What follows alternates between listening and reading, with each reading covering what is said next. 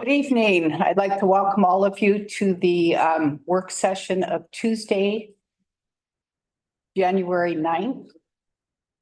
And first on the agenda, we have call to order and approve of the agenda. So moved.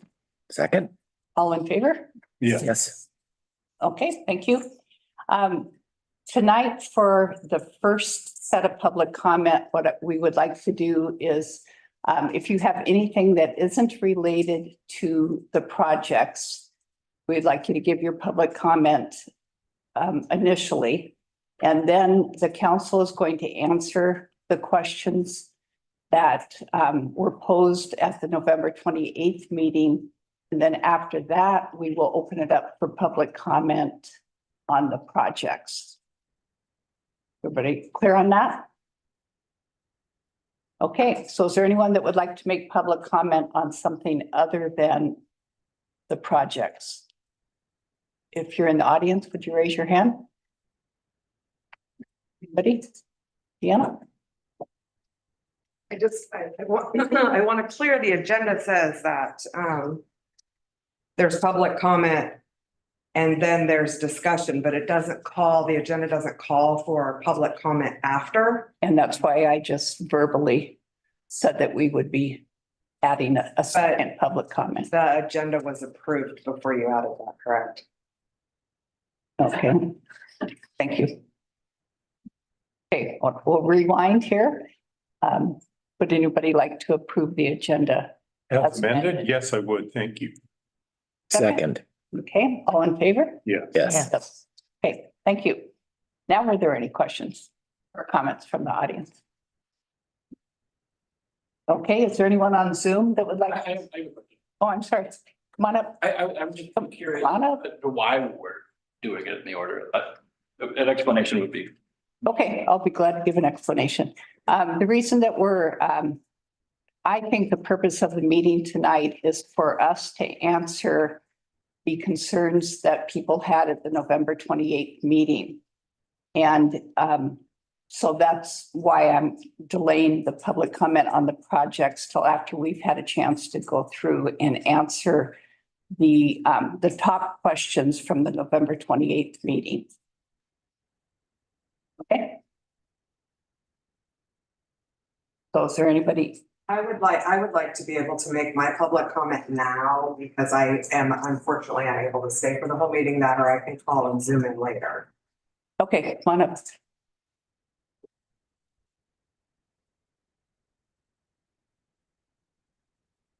And then when you leave, if you listen and want to Zoom in again, you'll have another chance. Okay, thank you. Uh-huh. Thank you. I appreciate that, Madam Mayor. Deanna Hammond, P.O. Box 942. What a tenuous time this has been, isn't that true? I know it's hard sitting on that side of the dais. I would like the city council to remember that the city manager serves at your pleasure and not the other way around. So it is your job to question and not simply buy in into some of the rosy verbiage. The council also serves their constituents, not just the ones who are like-minded, but all of us. In the backgrounds in the staff report that will be, I'm sure, discussed or is part of the packet, the city manager's report states that the costs are not being placed on tourism-related businesses. However, it is affecting our businesses. And we still don't have any idea what the operating budgets will be for these projects, the day-to-day operations. I think that I have a feeling that it's far from that. The verbiage that the preferred food tax and the transient lodging is just a pass-through tax has been exhausted. The businesses in town work hard to collect that money and should not just be brushed off as being loud and angry. Their comments should truly be heard and taken into consideration. The city manager in this brief has also stated that there is a downward trend in declining interest rates. If anyone is paying attention to rates, they have not gone down. In fact, FOMA has only stated that we may see 3 decreases in 2024 that will likely not be substantial, and they've made no promises that they will even happen. It is time for council to come to terms with the only reason the city manager has allowed the elementary school project to be so grossly inflated is but for the plain and simple fact that the 30% of the TAC funds are needed to bridge the gap for a new police station and an overbuilt new city hall. So my question is for you to think about, do you care about the long-term future of this community? Or is it simply a legacy marker? I think that all 5 of you truly care about this community.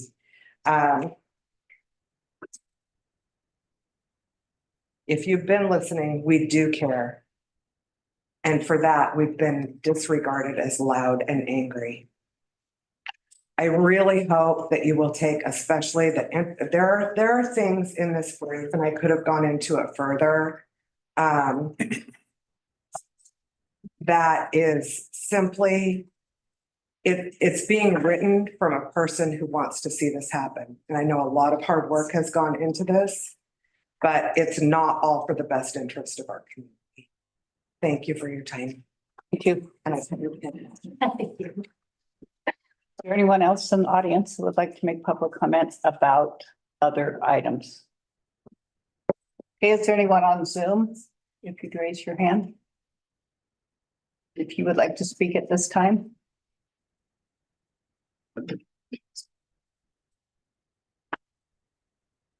Nobody? Okay. Okay, so what we're going to do is go down with the questions that came up to the forefront on the November 28th meeting and answer those questions to the best of our ability. And again, when we're finished with that, then you'll have a chance for public comment. Excuse me. I usually hear very well and I'm really struggling to Okay. hear you, so. Okay, I'll talk. Thank you. Okay, thanks. Okay, so the first question is, how will the construction costs of the project be funded? And we're going to talk about this. We're going to talk about the city hall and the police department first. Anybody like to start? Counselors? Did somebody take that one? No. Not specifically. You want to start us off? The city hall and police department are both being funded through the prepared food tax. Part of the tourism and lodging tax, the 30% that is able to go to the general fund, and also through, and that, please help me out on this, Bruce, some out of the general fund as well. Yeah, I think the plan was to our reserve funds are to a point that we can begin slowing the contributions to the reserve funds. So I think one of the pieces was slowing the contribution to the general fund reserve. And was there another one? The RV park fund, was that? Yeah, because the RV park, out of the funds from the RV park, the city generally takes between $100,000 and $300,000 and put it in the general fund, and those are funds that we could use for city hall and or police station. It's also important for us to remember that no property taxes are going to be used for these two projects. And a question that a number of people have asked is, to date, how much has been spent on the city hall and the police station? And that figure is $728,480 for those two projects. Anything else anybody would like to add? to that. It would be really helpful in the audience if you guys were quiet. Too, that will help with the hearing. Barbara, could you also speak up a little? Sure, bit? so, yeah. It's really difficult. Okay, I will. But using my library voice and use my gym voice. Okay, there we go. Okay, next. We have specifics on funding the Cannon Beach Elementary project. Anyone like to start that discussion?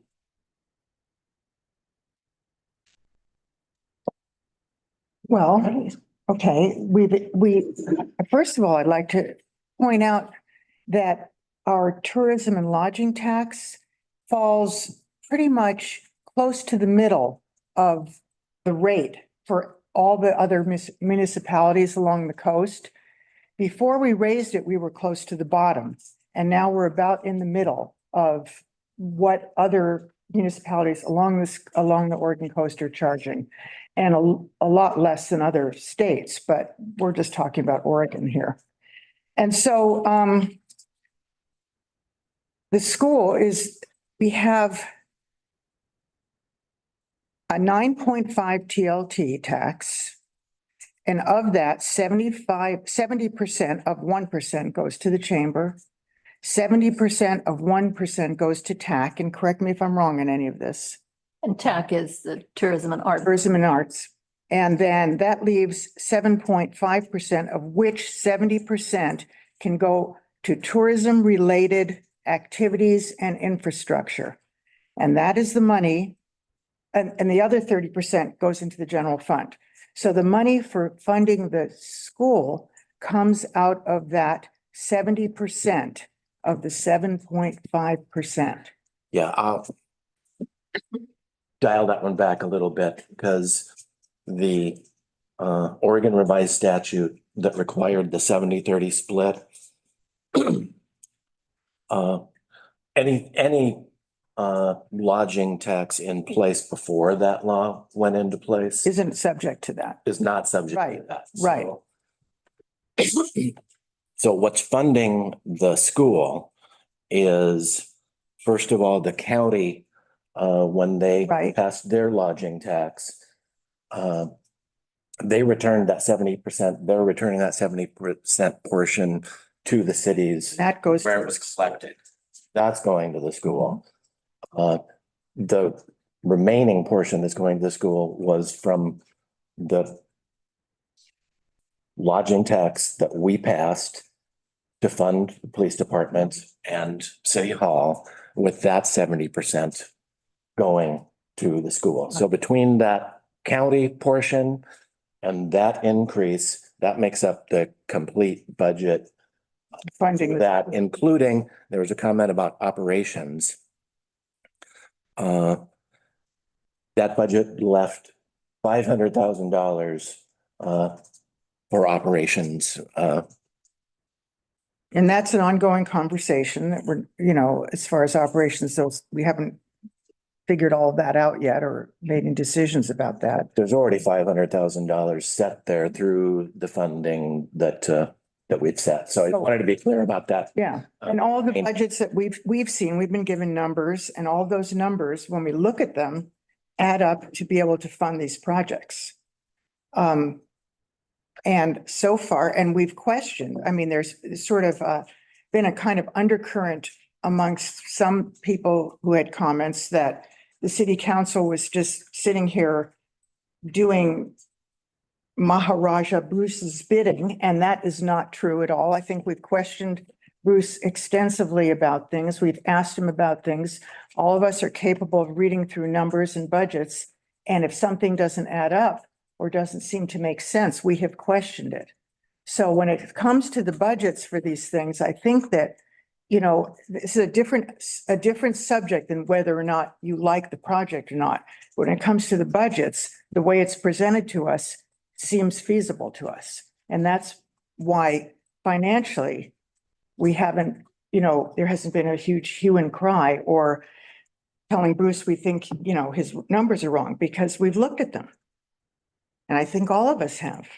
We've also talked to the bond manager as well. Yeah, he came in and spoke. How much it's costing how much the interest rate will be, what the future future will be, and how much it's actually costing us with the interest and the cost of the project. So we interviewed him extensively at our retreat on, was it December? I guess it was, It was the first or second day. I think it was the second day that we talked to him. So, And- and that's on Zoom, on YouTube. So you can look at that if you'd like to, but we did quite the interview with him as well. So it's not just Bruce that we have talked to about the finances. It's also the bond manager that is in charge of And bonds. I don't think anyone on this council takes the idea of spending that kind of money lightly. I mean, it's a scary proposition to spend a lot of money like that. And that's why we've been very, very careful about looking over the budgets, et cetera. Because we don't want to do something reckless. And we don't believe that this is reckless. Yeah, I will just add, and I agree with that completely, but I'd just like to acknowledge how I could have responded better in the past to people's concerns. And it's this discussion we're having right now, that we've kind of answered the questions, but I'm not sure that we've made it really that clear that that we are concerned about the money. Yeah. And we've looked at it in depth. We've looked at the city's financial position. We've looked at the historical record of lodging tax revenues. We've considered the impacts of a major disaster. So I feel like we have looked at the risks, and I don't know if that makes anybody feel any better, but it's not something that we're taking lightly. We've considered the risks. We've dug pretty deep into all of those concerns. And so we're here to make the best decision we can for the community. Well, and also next week, we are going to be talking about how we're using our tourism and lodging taxes and if whether we need to shift some of those lodging taxes into other uses as well. So it's an ongoing discussion. And it's not unfortunately, I mean, if we could use that money for housing, I think everyone in this council would jump at the chance to use it for something like housing, but we can't. Yeah, I want, And there has been, there's been lawsuits about it throughout the state. I think there probably will be more. I think that the state legislature I personally don't like that rule that you have to use 70% of the TLT just for tourism related activities. I think I would like to see that broadened, but I'm not in the state legislature. And so we have to sort of take what we're given as far as state law. We don't have much we can do with it. But that is what it is. so I want to come back then to the funding source for Cannon Beach Elementary. 100% paid by visitors. Through the sources that we've talked about. And I can't imagine any of us supporting property tax increases to complete these projects, Or food tax increases. right? I certainly will not. No, I wouldn't either. I think one of the other things about the budgets that were looked at on these projects is the construction projects all have budgeted in contingencies for cost overruns. So far, it looks like we're right on track on those. They all have built-in contingencies for increased interest. So a lot of the concerns are built in. If we get to the point where something bigger, unexpected happens, that's where our job gets more difficult because we look where to cut.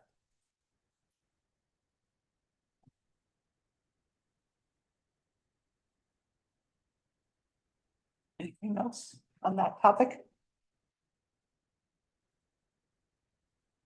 Okay, the next item is how will the operations of Cannon Beach Elementary be funded? And for those of you that may not know, we have had a advisory committee that has met several times, called the Cannon Beach Elementary Rejuvenation Project Advisory Committee. And what we have looked at, and it hasn't been presented to the council yet. So the committee has a recommendation, and it'll be at the February It's the work session. work session in February, where our committee will present those results to the council for discussion and approval. And so Gary is our chair of that committee, and would you like to go over? Yeah, I'd like to Just- talk. You mentioned operations, and we've kind of already talked about operations and the funding for operations being part of the funding plan we've talked about. But I feel like there's a lot of misunderstanding, maybe intentional misinformation out there about the intended use of the NACUS facility. It's been called an event center. It's been called a wedding venue by those who are opposing the project. Some are trying to stir up anti-tourism divisiveness with the project. So here are the facts. And actually, we have presented to the full council recommendations on the use and how it would be managed. And full council has given us go ahead on that. The primary daily use of NACUS facility will be as a cultural and nature center. So it's not an event center. It's not a wedding venue. So that's going to give us the opportunity to save the school as a place of education. It's going to give us the opportunity to honor the indigenous people who lived on that historic site that was visited by Lewis and Clark. It's going to allow us to create a nature center that will allow us to promote environmental stewardship. And one of the benefits of it is it becomes a place the community gets to use as well. Community gathering place, park improvements, including new public spaces for everyone's use, including covered areas, an interpretive trail around the site and along the creek to provide learning experiences about local history and nature. So yes, it will provide a new tourist activity. But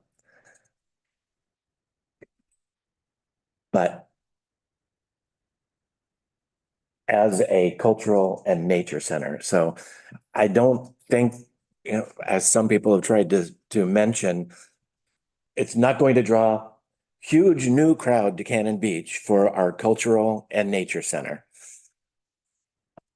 If it does, I would think that those are the kind of people we would like to have here. Secondarily, the classrooms will continue to be used for education with programs on nature, art, local culture, also be available to local groups at little to no cost. Such as like the art camp, the Cannon Beach Arts Association art camp, for example. If they wanted to Instead have, of being crammed into, which generously is given to them, the church, but it's very small space, they'd have a little more space in a place like that. Right? yes, absolutely. Will also be used for recreation in the gym, My next point. concerts, presentations. Yeah, the plan is that the gymnasium would be open regularly during those hours that the center is open, and potentially evenings as well was part of the plan presented. And then during off-peak times of year, the facility will provide a new gathering space, like nothing else in town. And I feel like we've listened to the concerns of the community regarding things like parking and competing with local businesses.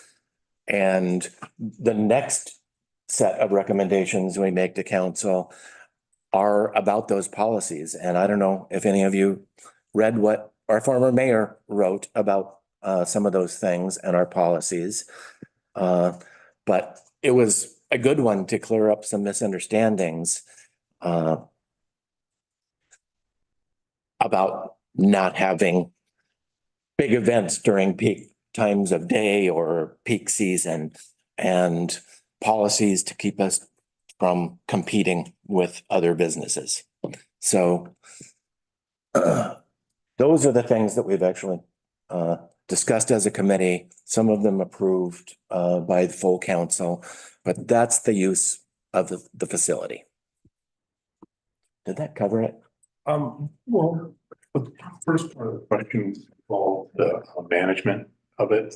And I just wanted to bring up the 500,000 that's been brought up for the management isn't just a one-time.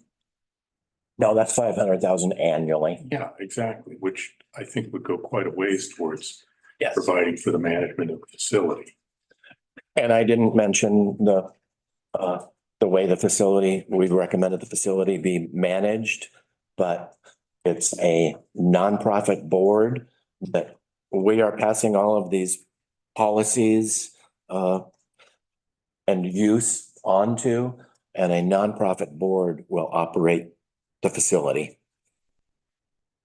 And they will hire a director, whatever staff is needed, and the city will contract with that nonprofit to operate the facility.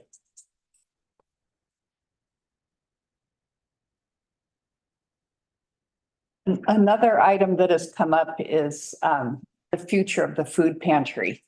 And the tribe, the city, and the council are very strong supporters of the food pantry. Most of you probably know it's very near and dear to my heart that we keep feeding our community. And there is absolutely no plans for the food pantry to not always be at that site.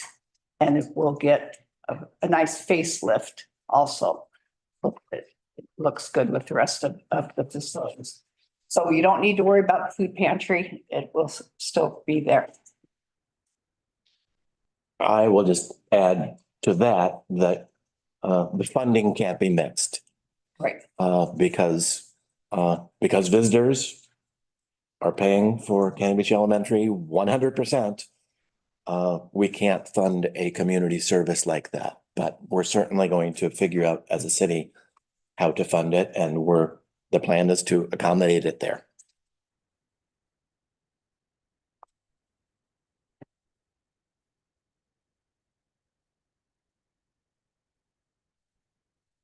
Okay, so next item that came up quite often was that the Cannon Beach Elementary School project came in over budget, and the city did not give consideration for reducing the project scope. And does anybody want to tackle that one? I'll say a few things about it. You know, there's been a lot of talk about escalating costs, and I read things like ballooning, unsustainable, unrealistic costs.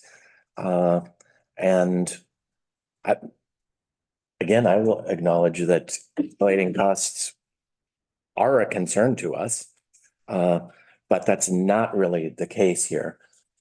When we first started talking about this project and started talking about saving the gymnasium and saving the classroom, I'm not sure how many years ago that was, but it came in somewhere over $4 million. Well, we've delayed now, and that price is more like $7 million. And that's from first official budgets that we've received. The only really real budget we've received on this project is the $12 million budget. At least that's the one that we chose because we were given those options of, do we just give a facelift and make the two buildings usable? And I mean, I don't know if anyone saw that information in the packet, but that's the $7 million just to fix up the two buildings. And to bring them a code too. Yes, to bring them up to code. Okay. And the $12 million or just under 12 million actually puts the entrance lobby connecting the two buildings and does the park improvements. So that's the only real budget. The others were kind of rough estimates of what it's going to take. This is the first time we've moved forward and looked at a budget. So far, looks like they're on that budget, that it doesn't look like anything is changing. We have identified that funding and approved it.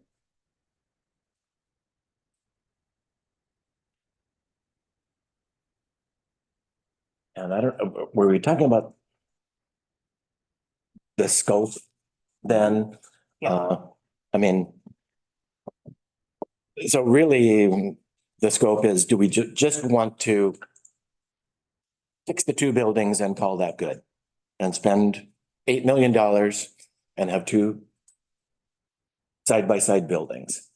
I think we made the decision that we'd actually like to see it become one cohesive facility. I will say that we have looked seriously at reducing the scope, and that's where we directed the architects to look at simplifying that landscape plan, where they were looking at what I personally felt was a very complex interpretive garden, formal garden with meandering pathways, and there was talk about fencing, and so we have asked them to reduce the scope of that so that it's more of a natural landscape that honors our elk population, not looks at them as pests. So we have looked at ways we can scale that back.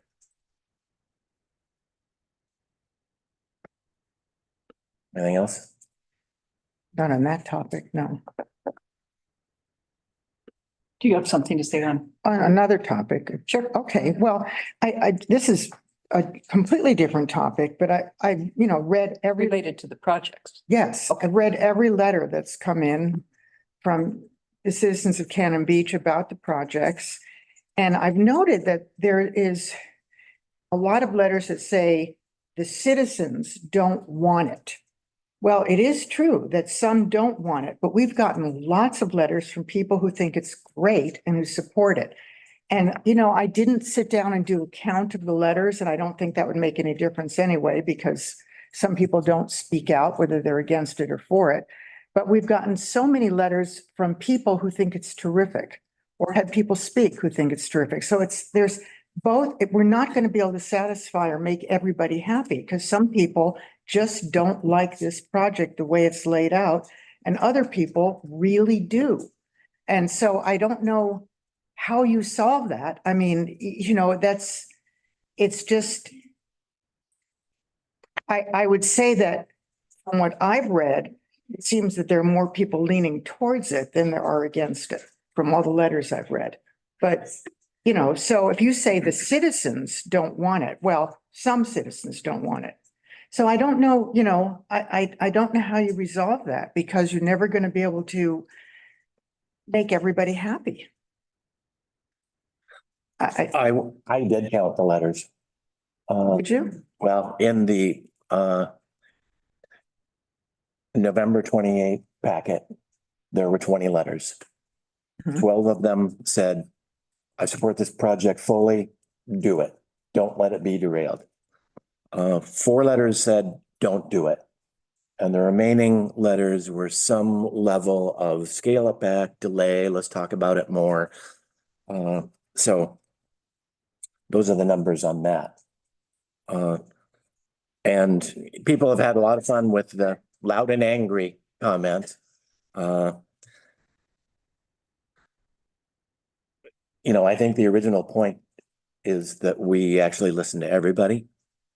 And there was a public process that's been going on this project actually for years.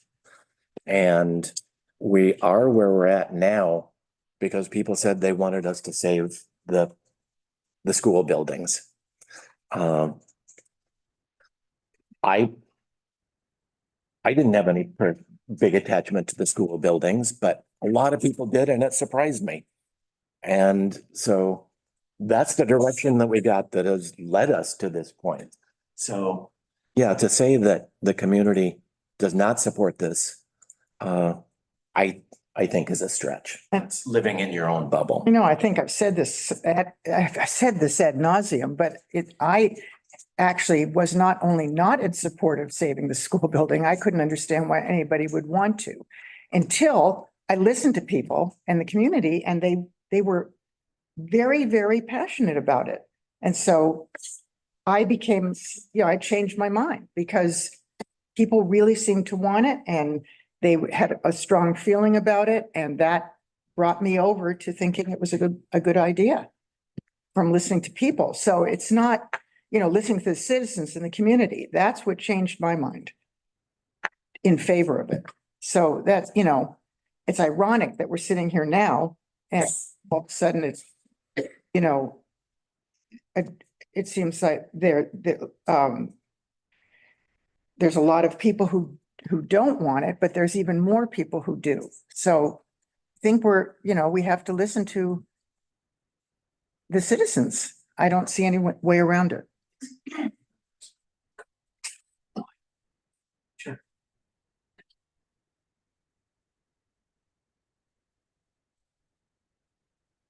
Okay, anything else that anyone would like to say about the questions? Council? Well, there's the question about this is just for the tourists. Oh, that's, And I want to emphasize that it's for everybody. It's not just the tourists, that residents can enjoy this building as much or more than the tourists. It might be an activity, as Gary says, an activity for tourists, but it'll be there for use by the residents when they want to use it. There's been a lot of times when there has been no place to hold something that would support. It was large enough, like one of the classrooms, to hold something. And for example, years ago, there was a poetry festival and there was no, we had to squeeze into a tiny little space that was much smaller than one of the classrooms because we had no place else to go. And I just think something like this, where there's actually a place to hold events or an art class or a art camp or,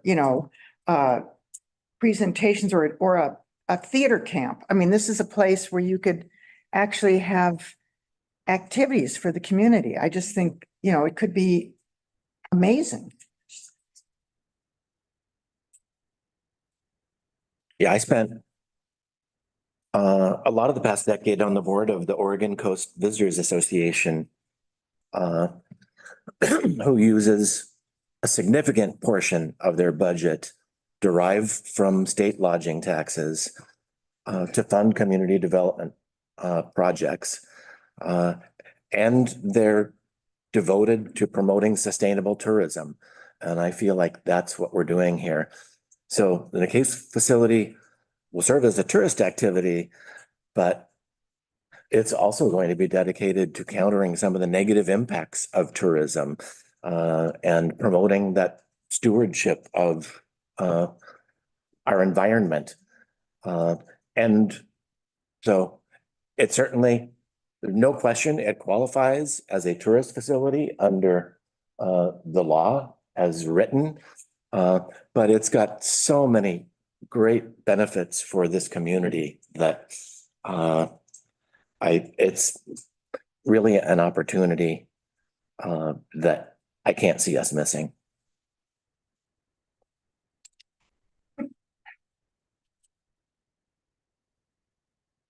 Anything else? Okay, then we're going to open it up for public comment and We're gonna talk about City Hall and the school the and the police station, you know. TLT restrictions. I mean, I was kind of talking a little bit about that now, but if you. because one of the comments that I heard over and over again, and we've kind of addressed this, was we should be looking at that money for affordable housing, not allowed by law. So let's just be clear about that. State law says that 70% of any lodging tax increase, like the one we passed to fund the police department and city hall, must be used to fund tourism promotion or tourism facilities. And so this is the tourism facility that we're looking at. There's no possible way to put that into housing. And others have tried to make the point that it's our time and energy going into that. But I really don't think that they're following our conversation about housing, and I'm always offended when I hear that we're following Bruce's agenda. Well, you should see the agenda that we're giving Bruce. Thank you, Nancy.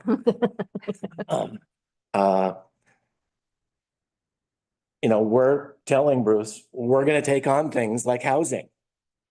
And the wetlands and the tree ordinance, both of which have been so many hours spent on, tons of hours spent on both of them. Right now, the tree ordinance is in front of our city attorney to make sure it complies with the law.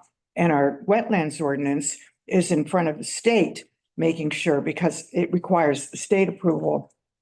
Whereas the tree ordinance doesn't in the same way. But that took hours of preparation to try and get those ordinances through. And it was the council who said they wanted them put through. Well, and then we're also in the process of planning a community meeting on housing as well, which will be within the next couple of months. And I just want to acknowledge Brandon for his past dedication to housing. He's been going to Clatsop Regional Housing Task Force meetings for years. When I was elected and started going, 4 or 5 of us were there and 2 staff members, more than any other community. So I would love to see as much effort put into organizing support for creating housing as there has been in trying to deny this project. I would really like to see that enthusiasm because it's not going to be easy. It's going to be controversial. There's going to be a lot of, no, I don't want that in my backyard. So if you're really passionate about housing, we hope to see you here for those conversations. And also, if you're very passionate about protecting our natural resources, those are going to be controversial as well. Because there are a lot of, there will be a lot of interests in the community that don't want to see the wetlands protected to the extent that is necessary to keep them viable, and who don't want to stop cutting down trees because they want to cut down whatever they want to cut down so they can build as much as they can. So those things are going to need a lot of community support to get through. And I would love it if that enthusiasm, as much enthusiasm was present for those things too, because that's what drives this community. That's why this community is what it is. It's not just because of the businesses. It's because of the natural beauty and the natural environment of this place, which is so spectacular and unique. And that's what brings people down here, because it's beautiful. So if we want it to stay that way, we're going to have to work hard to make it stay that way. And that's where there's going to be a little collision of housing and environment too. So it's So I don't think. going to be a very, very controversial subject. So I would like to see people who are, so interested in housing actually be here for that conversation so we can find that balance. Okay. Okay. Anybody else before we open for public comment? Okay, if you would like to make public comment, I'd like to remind you that we are here having a discussion. Let's be civil, kind, respectful. And you know about my 3 minutes. We could keep it down to that. We'd really appreciate it also.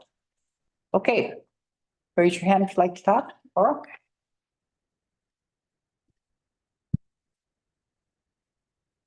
Sorry, I'm a little slow on the draw with this. Laurel Hood, 295 East Jackson. I've been a citizen here for 50 years now. Did 18 years of public service, and I'll do my best to keep it down to 3 minutes. thank you. Some of my comments are regarding the financials on this project. I was hoping you were going to open it up for comments on the police and city hall. I have one comment about that. Yeah, you can do, make those comments. Okay.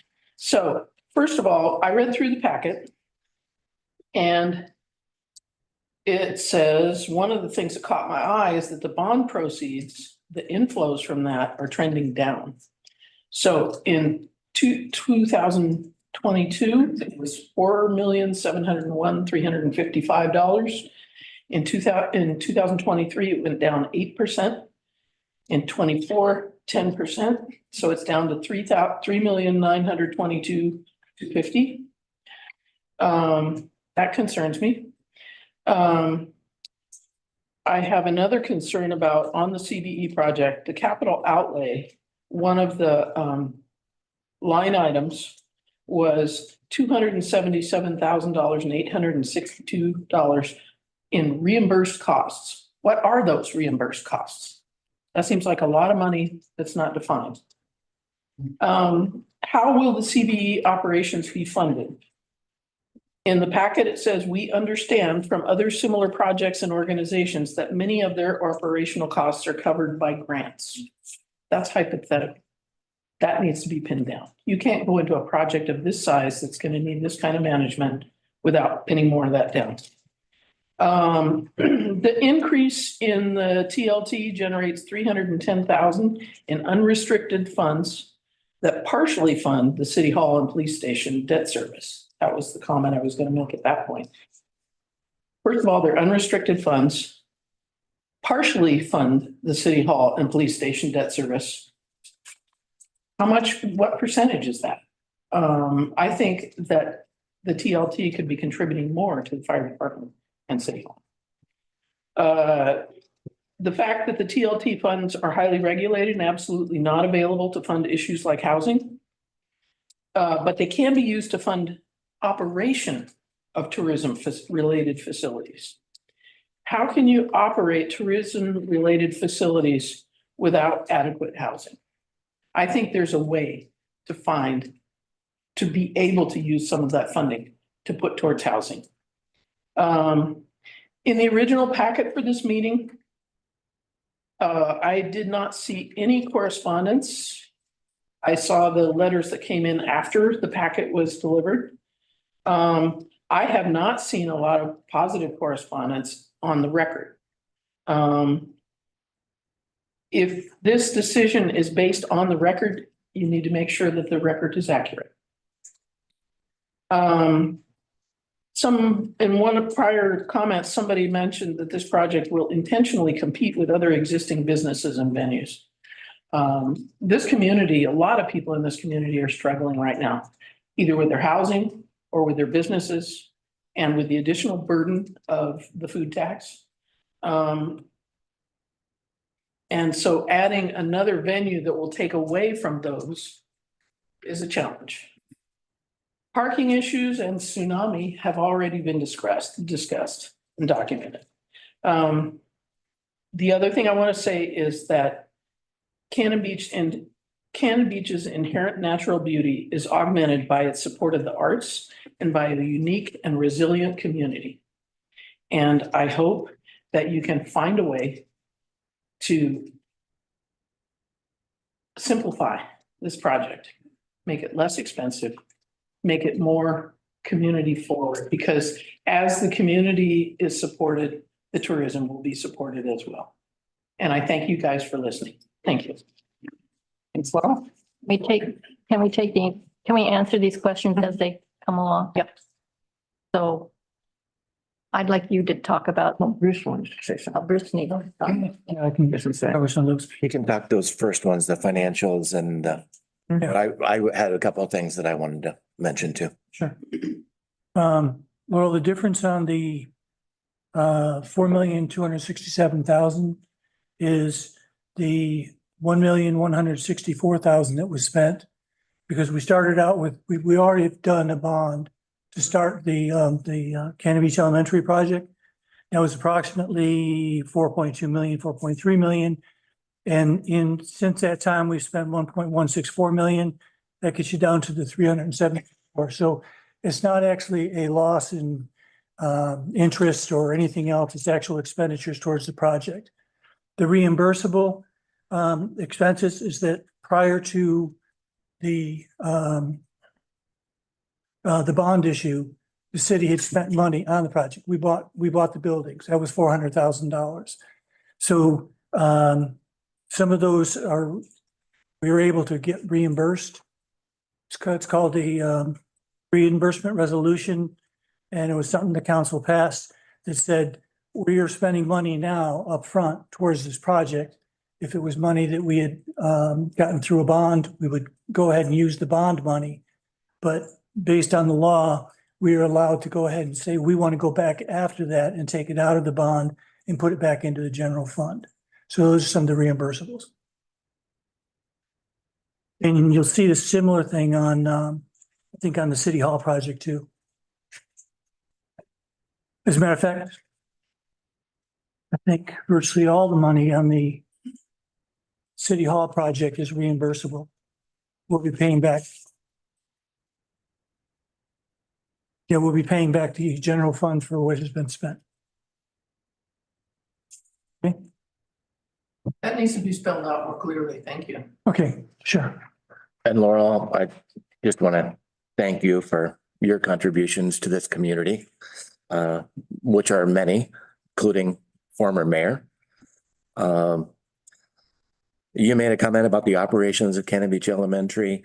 And right now, even before there's any income other than the TLT increase, we do have that $500,000 annual budget to dedicate to the operations. So I'm not sure if that answers your question or not. If not, My question was about, if you want me to come back up, I will. sure, is that okay? Yeah.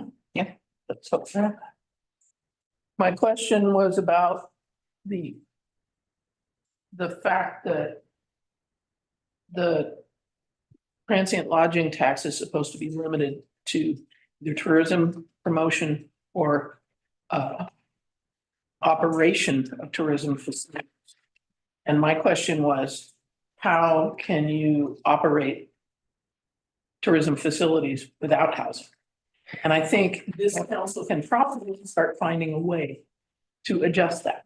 I've got to say, I totally agree with you on that, but I have pushed hard against, speaking to other attorneys, city municipal attorneys about how we could expand or kind of wiggle our way into using PLT funds for other things and everybody at this point, because of the state legislature, it's a no.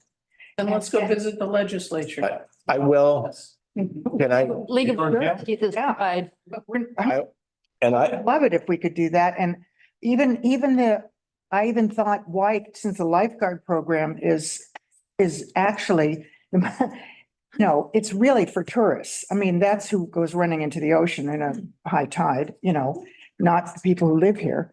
And I wanted to see that budget for the lifeguards come out of PLT because it makes total sense to me. And it was shut down immediately, but not because anyone here didn't want it, but because our city attorney, when it left, we want to go through a ton of litigation and pay for it, you know, which would be incredibly expensive and lose it. I appreciate the challenges that you guys are facing. You know, Can I just say, I want to acknowledge your concern about the housing. As it's not new to me, us. It's with everything. It's, you know, businesses trying to find employees. It's with the city trying to find housing for its own employees. So totally understand the comment. But yes, as far as the TLT dollars and use of them, I have ORS 320. And I have the definitions for ORS 320. If anybody wants to take a look, they are extremely limited with how you can use them.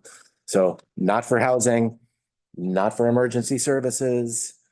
It seems so logical that they should be able to be used because it's mitigating some impacts of tourism, but the state law says no. And I want to mention correspondence on record. We have a website that's dedicated solely to the Cannon Beach Elementary School, and all of those letters should be on that website. Or is that true? They're not? been over quite a while. Okay, so The they, 1128 meeting packet had the big Yeah, bulk of okay, them, sure. so that's one that you can still go and read. okay. And then, would you talk about the comment about intentionally competing with businesses? Because I know in your last committee meeting, you had a conversation about the competition with businesses that the elementary school might. I can only say that in the recommendations that we will make to full council, that as policy, we are looking at how we can avoid competition with businesses. So I'm not sure I can be much more specific about that. Sam? And nonprofits. And nonprofits. Yeah. But if, I don't know where Sam's letter is available, but, maybe Lolly will share it. Yeah, sure. I have it. His letter today. You want me to do something? Who's speaking? That was Deb. Dad. Oh. It was on Protect Cannon Beach, but that spells out a lot of the things that we're trying to address, where we're listening, we understand the concerns, and we're addressing them through policy. But I also want to caution you that those recommendations from that committee have not been presented to the entire council. That is true. So we want to make sure. Right, I personally don't know all of what they are, so I'm waiting. And that'll be for the in February. right, Talk about that. so. And they're just recommendations at this point. Right. Okay, who would like to speak next? Alex?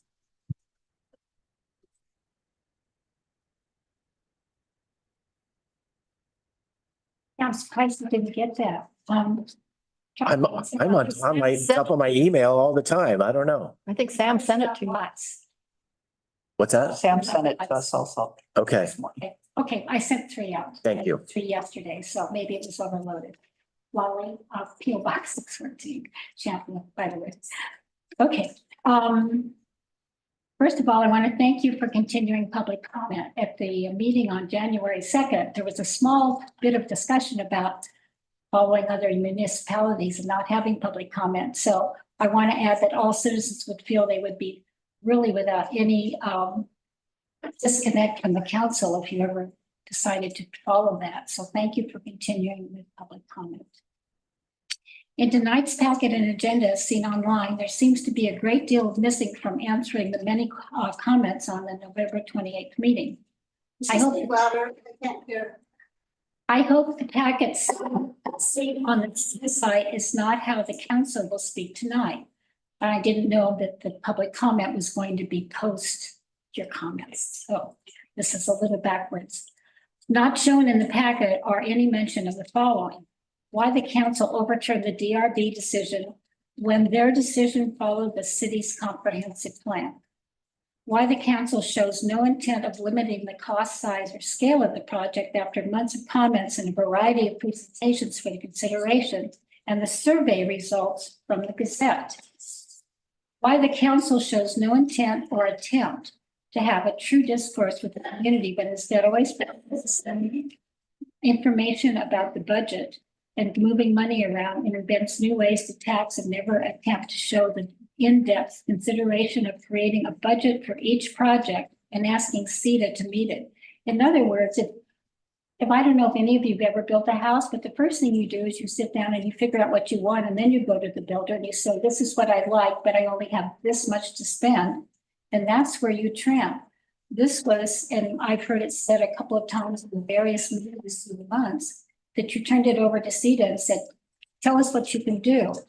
To me, that seemed backing in a project of this size in a very unfinancial or fiscal responsibility way. Why before the elementary school project was put out for bid, there is still no plan. That's the other thing, when it comes to CETA, we really didn't have any, as far as all the meetings I attended, any specific uses for the facilities except very vague ones. Facility management is the city-owned buildings. And I know there's been talk about the salaries for the manager who will write the grants, et cetera.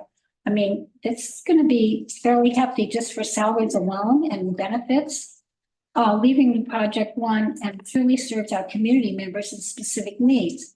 Out of the extravagance planning was left out food pantry. It seems to be money for the city hall and the police station. Some of that 33 or 30% certainly could be used for something that really does benefit our community in all ways.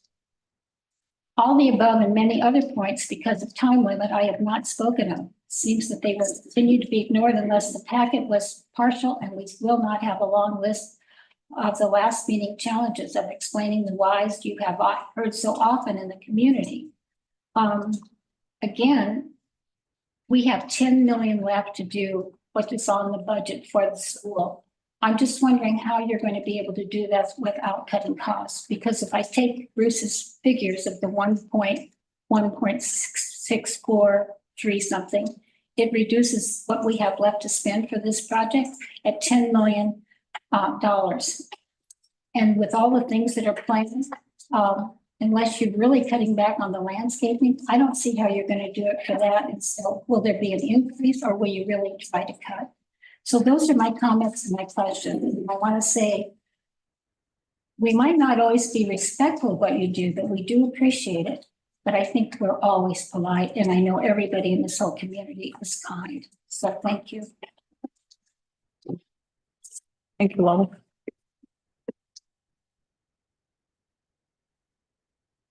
Anybody, buddy? Well, I would like to address the design review board issue Okay. because that was an appeal of a design review board decision. And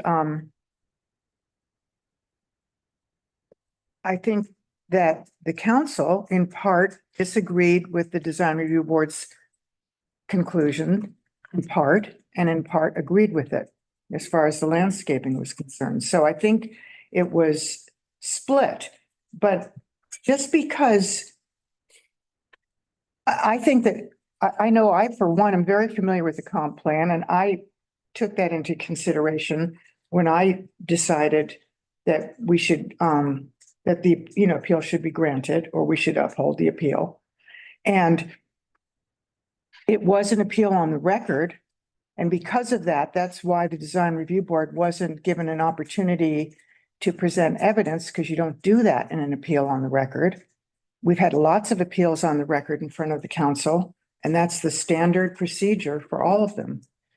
So there wasn't any lack of due process for the design review board in that appeal, at least not according to the way those appeals are conducted. And we just, I guess we didn't agree with their findings entirely. We agreed with part of them and we did not agree with another part of them. That doesn't mean we didn't listen to them. It doesn't mean we didn't consider it. You can't, if a decision comes out that you don't like, or that you don't agree with, it doesn't mean that the body that's making the decision was not listening to you. It means that they didn't agree with your conclusion. And that's simply what happened with the design review board. We didn't agree that with their design conclusion, it was about design. That's what it was. So I don't feel like we did them a disservice in this case. We listened, we considered it, and we made a decision based on what we saw in front of us, based on the record. Can I respond to that? Yeah. Sure, I guess. Yeah, I'm having a fine with discussion. that. Come on up, Okay, Yeah. real quick. I like sitting down. And I was surprised that you didn't speak more about this or bring it up at all. I think that we brought it up, but weren't you at all concerned about the survey that came out in the Gazette that was so one-sided about this building and all the comments? I mean, I know that you, what would be a kind word from you about the emails that I sent out? I know that I'm accused of falseness or whatever. But again, I'm going to remind you, my emails are not sent out from me. If you're just feel that my emails are wrong, what about all the people who I have the honor of sharing their words that would never be heard from? And it's been overwhelming, I know, again, because I am a certain group of people. I'm with the choir, so to speak. What about all those comments and then the referral back so often about the survey in the Gazette where it was so one-sided that people did not like the commercialization of this building? If you take any of that into consideration along with the overturning of the DRB, that's my further question too. I understand that perhaps the comprehensive plan, et cetera, and there was personal choice also going here, that the DRB was also accused of a personal bias. Well, I will respond to that. If I'm making a decision, which is a quasi judicial decision, I am not going to take into consideration something in the Gazette. I'm not, because I'm not, because that is not a good standard of how people feel. Because some people, because the people who responded to that, I know a lot of people who are for this project who chose not to vote in that vote. So I don't think that's a good measure of, I don't think a vote in the Gazette is a good measure of community sentiment. I think that when people take the time to send letters to the council, that's a much more, or get up and speak. I think those both are more of a good measure of this community sentiment. Well, I know there's been a lot of people who've come up to speak and also Yes. have emailed. And I would still say, if you could take some type of arbitrary vote, it would definitely be, it's too big. And also one last question just on the law.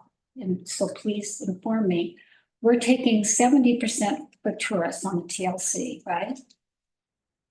The 30% that we're going to be used to balance out the police station and the city hall is not for tourists, correct?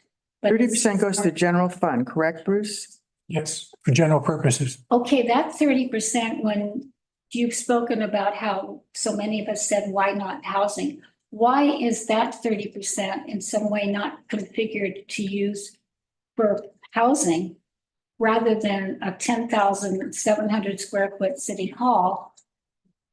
I just want to throw that question out too, because it seems like for every dollar you get for the school project, 30 cents of that is at your discretion. That's a lot of 30 cents. It is, and that funds a lot of projects in the community like water and sewer and all of those projects. And then when we do consider housing and try and come up with a housing solution and we need to find money for it, that would come from our general fund. Well, you know, we have been doing this and going back historically and talking to people like Sam. And the very first council meeting I ever attended when I came to live here full time, they'd had consultants, and the number one thing in this community since the mid 1980s has been having housing that people that work here can afford. It's been put on the back burner, not by years or months, but by decades. So it would seem that that should take precedence. And over so many other things. everywhere, Lolly, it's happening everywhere. It's happening throughout the state. For a long time, and now we're going to have 30% of $12 million, and it's going to be used elsewhere. League of Oregon Cities, the last meeting, that was the big topic at the meeting from all the cities It's across. in Oregon. World, Lisa, so, but Yes. I understand that, but still, I think it has to hit a higher priority level with all of us in the. It has a high priority level for this council. It's definitely on the burner. And like I say, we're going to be having a community discussion about that within the next, And there's. February or March. I can understand, Or March. people like Yuli Pardini, et cetera, it's been on the back burner.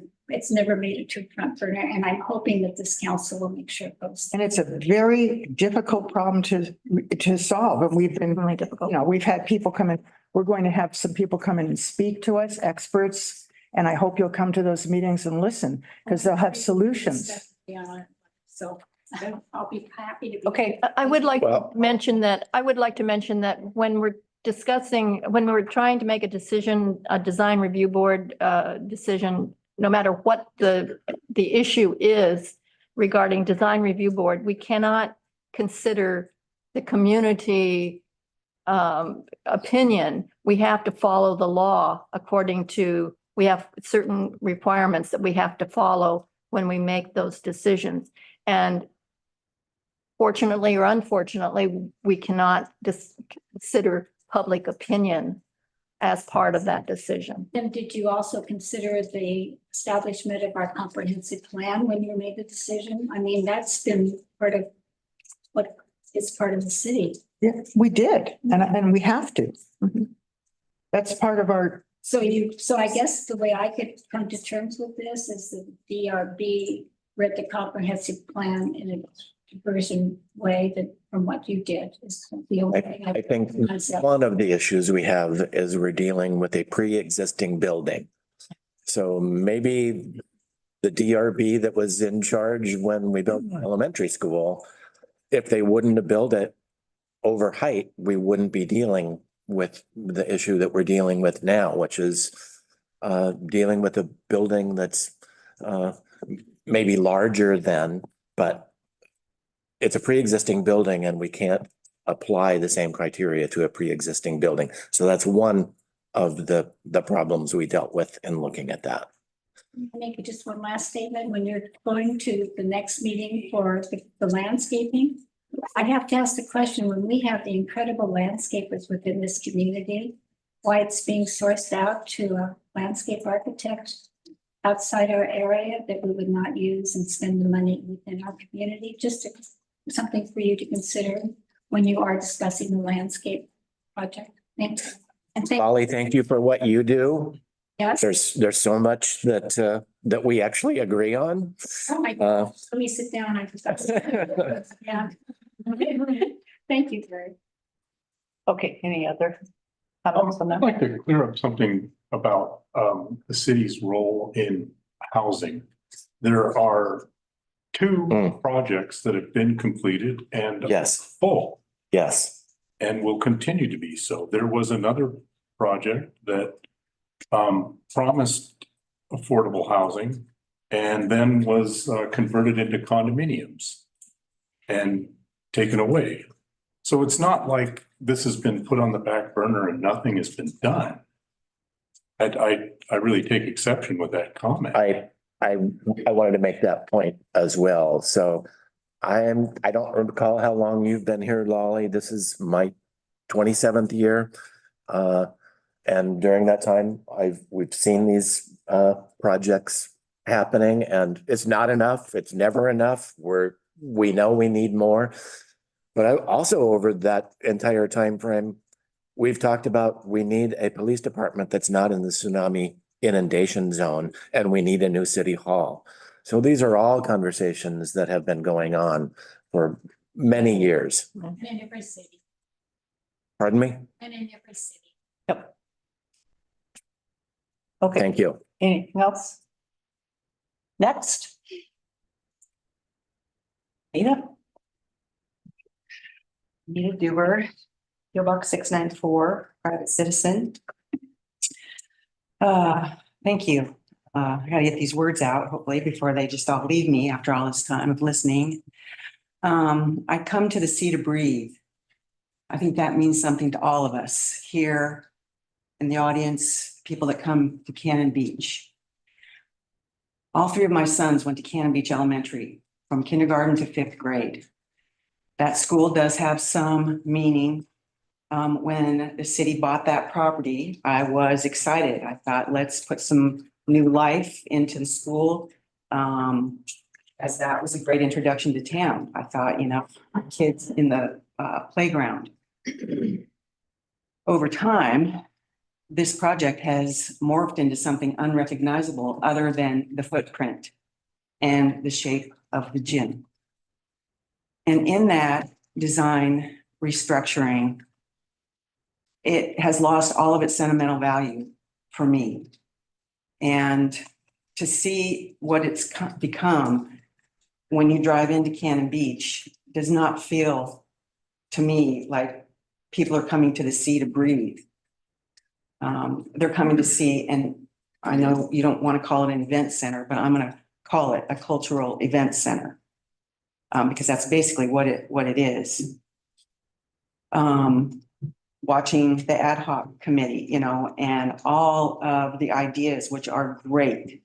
And I'll say that the design is beautiful, but I have just come to feel that it does not fit in the Cannon Beach community, nor is it really needed. It may be wanted, but even now, I think after all this time, that some of us losing that sentimental value of it would just as soon see it demolished and a park put there. There could be some parking, you can put a longhouse, you could put some bathrooms. And when people come into town, they're gonna see a park and they're gonna see people walking with their dogs, having wine, playing Frisbee, rather than some monstrosity of a structure that looks nothing like what Cannon Beach looks like, the aesthetic character of Cannon Beach. This is a simple, slower way of life, which is why I know I am here. All of us have a different reason, but I have to believe that it's because we don't want to have an urbanized setting and trying to figure out what to do with it. And then there's the question of, so we've spent, I think I saw in the first quarter or so, I'm not quite sure how to read the financials, upwards of 500,000 on emergency management. And we've got the cash sites to evacuate all of our visitors and residents when that tsunami hits.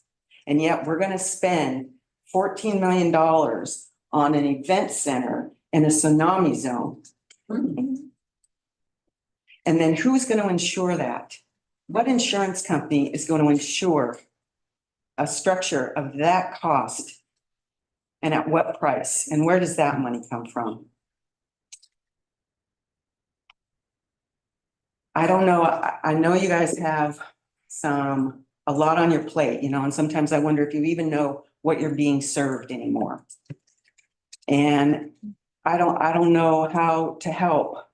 This is a hard decision, but I hope you won't just force it down Cannon Beach's throat, that you'll give some real consideration as to what that unique and beautiful piece of property should be used for.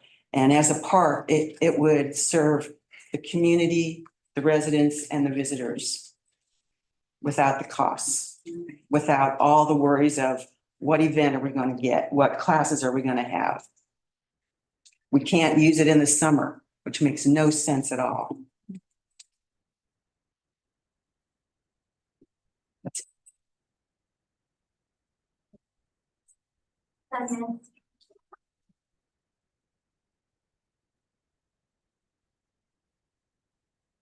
Want to comment?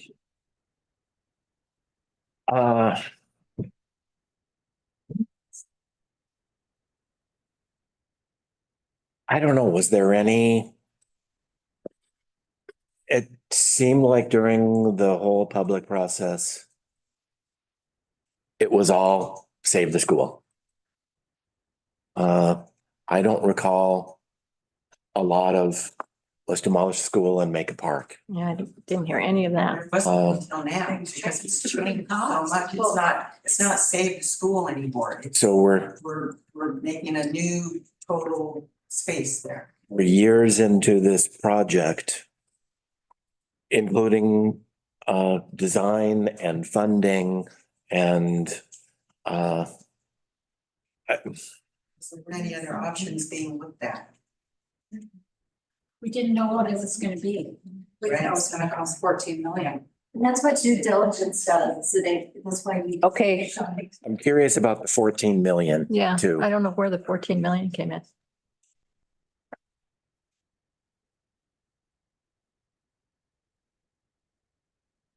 that a question for Anita? Yeah, I just, Sorry, 12 million and half a million a year in perpetuity. What's that? Well, I don't know how long it's gonna be delayed, but I guess every month it goes up 100,000, so I'm figuring by the time we break down or break ground, it's gonna be close to 14. And we And then who knows when they get the, anyway. only have 10 million left. I don't understand that. I don't, Only 10 million left. Yeah, I don't get. I don't understand 14 million. Is that true? They're saying we only have 10 million left. What are they talking about? We spent, I think, 2 million. Because, 100,000. right, that's the number, but we have, we roofed the classroom buildings, we've done the, seismic retrofit for the ceilings. We still have to do it for the walls. We've done seismic retrofit work in the gym. And we've done the remediation of the, asbestos, et cetera, any materials like that. So those are the funds that have been spent already And that's part of the budget, as part of the budget. right? It's not taken out of the budget and it's part of what the whole picture, right? That's what I thought. Yes. Okay.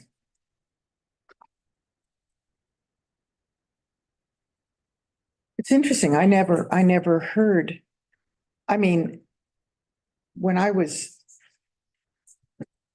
became aware of the idea of the school or started paying real attention to it, all I heard was save the school, save the school. That was the sort of reoccurring mantra. yeah, I'm not sure. Disregard all the public comment about save the school is I'm uncomfortable with that. I would have been right on board with that in the beginning, I'll tell you. If I hadn't heard so many people in the community saying, save the school.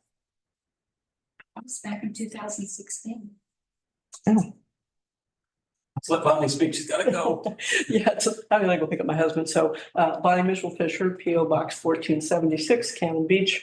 Just a couple of comments, especially after Anita's comment. As you know, I live right behind Les Shirley Park, as do Nigel and Dina Fisher. They're my neighbors there. And, looking across at that and the people that use that park for the trails, for that, brought to mind something when Anita made her comment about making it into a park. And I'll just be very brief because I think it could be simplified. I think the Save the School was, there's a lot of people here who have sentimental things about Cannon Beach that have lived here a lot longer than I have. I've been here 10 years. But to turn it into just a center, for instance, the Native American heritage that's here. I was stoked when they put those signs in Les Shirley Park that actually acknowledge the fact that there used to be a community there, right? That's pretty cool. And I went over and read them walking the dog and went, this is amazing.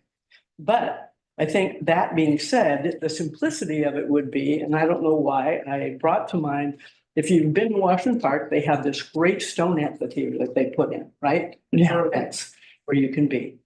Put in a covered amphitheater in that place, simple stuff, not very expensive. Put in your trail, put in everything commemorative about how our community got here and the history, and keep it simple, stupid, because we need parking. There could be parking there, some additional parking, put lines on the street in downtown Cannon Beach, you guys. We can pick up 25 more parking spaces, right? It seems so simple to me. And I think it could be beautiful and it would honor our community and our citizens, as well as the people that come here. give them an opportunity to see what else we are, right? That's all I got. Thank you. Thank you.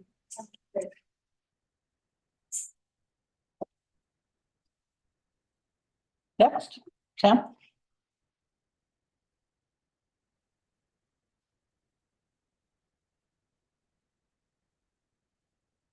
Bunch of notes, I don't know if I can get through them.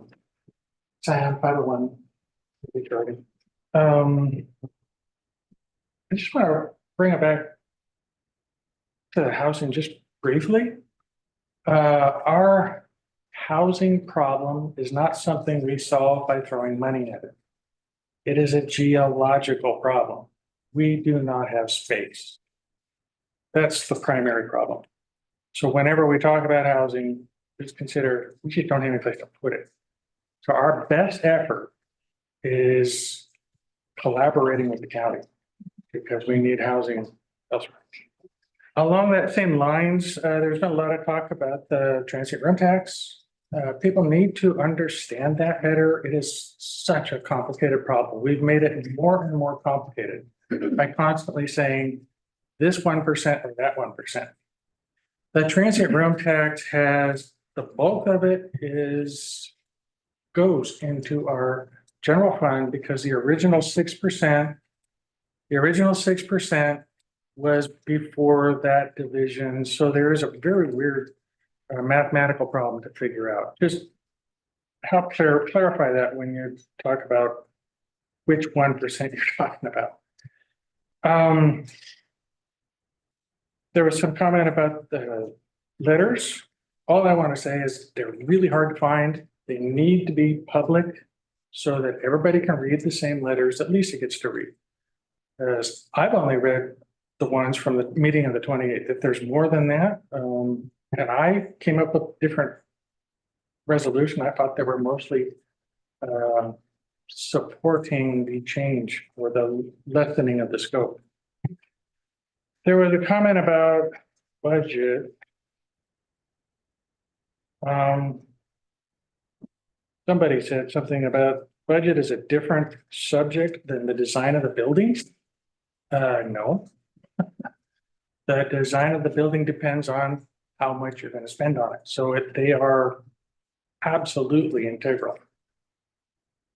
The big issue, and this is one I feel kind of responsible for, not hammering out the fact that we would cap how much we're going to spend on that site.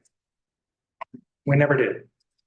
That's why we just keep adding more and more. It gets bigger and bigger, and it's wound up now to somewhere around 12.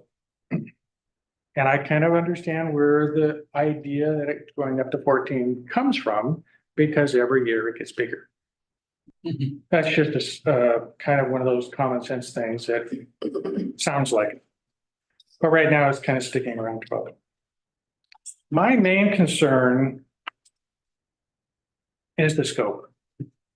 And my sensibility of why we are where we are right now with this discussion is that the expansion of the project has caused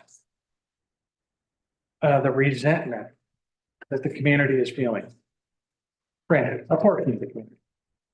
But the community is feeling opposed to the size that it has become. The overdeveloped, I guess, is kind of the word that always comes up. Development is what we've always fought ever since the 70s when the first big ones started coming into town. So the scope, I can understand how it got there, is just because we threw at it all the ideas that we could. We just threw at it all kinds of really nice, fun concepts into the project and said, great, let's just do them all. We never had a chance to critique those parts. The critique that did happen when the Bremick company, which they're here, there 4 comparisons. Those 4 comparisons, and I fought that. Those were identical, literally, to the original ideas that were thrown out. All they did was make it a little fancier and fancier and then adding all the heritage stuff. Now, to me, if I was designing, you start with the heritage stuff and then you figure out what you can do and you figure out where your top is. You don't go over a certain amount. And you set that ahead of time and you know what you're going to do as far as the operation of the building before you even start talking about the financials. So we've kind of done this whole thing back asswards, excuse me. And gotten to a point now where we're in quite some debate about whether we're doing it correctly or not. I hope that helps. Sam, I have a question for you. What do you think about the idea of demolishing the school and making it a park? I've always thought that. Yeah, no, it's the reason it was discussed, you will remember when our previous Dan Grassick, thank you. When Dan came up with a budget of how much to demolish the entire, we talked about that. And at that point, we had no funding source. So that was kind of, holy crap, it's $1 million just to tear it down. That was a problem. So then we got funding. County said, hey, here's a bunch of money. So we decided to aim that money at the project. The project then would be renovation so that we could use the space that is the old school. Then we kept throwing more stuff at it. And that's where it started to snowball and got to the point we're at now. I think we can still go back and find that middle ground. Too much is too much. Tearing it down is not really acceptable. Because it's a perfectly good building. It needs a little bit of repair to make it usable. So that's where I'm at. Thank you. Any other questions? Yeah, so when you're talking about the scope, you're talking about Cannon Beach Elementary. You're not talking about the other projects. Some later. I don't know, you're being vague about it to me. It's like, where do you see that too much has been thrown at it that we should cut back? In some of the original concept ideas, internally, primarily, mostly internally within the structure. There's a lot of stuff that I don't think needs to be done. There's some stuff that I think has been relocated in a very poorly thought out flow within the buildings. Can you be specific about that? Do you want me to go into all Yes. the details? I think, yeah, Kitchen's in Yeah. the absolutely wrong space. It's also, this is one thought to think about, kitchens and bathrooms require plumbing underground. That means digging underground. So whenever you move the kitchens or the bathrooms from the general area where they are at this moment, which has already been dug into, you're harming the heritage of potentially the heritage, but still the concept of preserving the spirit of the ground just by moving the bathrooms and the kitchen to some other location. so just, Plus, that's also. There wasn't a kitchen in there in the first place. yeah, just to be clear, so you think there's money savings by having the kitchen somewhere else, or you're saying we shouldn't plan on having a kitchen? I think there's money savings by putting them somewhere else. Okay, And those are things that we never really got to talk about. We got them thrown at us initially with here, here, or here. And never discussed why those 4 locations or 3 locations were better or worse. Especially in a venue like this where a whole bunch of people were listening. The other concept was the northward facing interior exterior connection within the gym. That is a great idea. When you think about it, you're having exposure to the north up into the rest of the property, but that's a huge expense compared to what's there right now, which is perfectly serviceable. So, it's those expensive reconstruction, reconfiguring the interior has caused a huge amount of increase within the costs that are kind of unnecessary. If you really wanted to dial it back, you could. Without a whole lot of, the exterior, the way that Dustin has presented it is a nice exterior to a point. It gets a little garish to me just because I have a different sensibility, but everybody's going to have a different sensibility on that. So it's the amount of money that bothers you, or is it? It's both. It's the amount of money and the fact of why change so much when you don't need to. That's something that I've been fighting the whole time. Do you think but you think it's nice to have that north facing with covered areas? Nice needs to be a discussion relative to how much it was costing. We never had that discussion relative to how much that would cost. So we need a presentation that shows us that part of the change or not, and the costs relating to those, not sometime way down the road, throw a cost at it, just accept it. And so with the funding identified and approved, you're telling us we should scale it back. But I would do. But are you still envisioning using TLT dollars for it and having it be a tourist related facility? That's not a problem. I've never had a problem with that. I've always said that, just to use one way of presenting it, 51% of the use of that building needs to be tourist. The other part of the present is, that's one way to talk about it.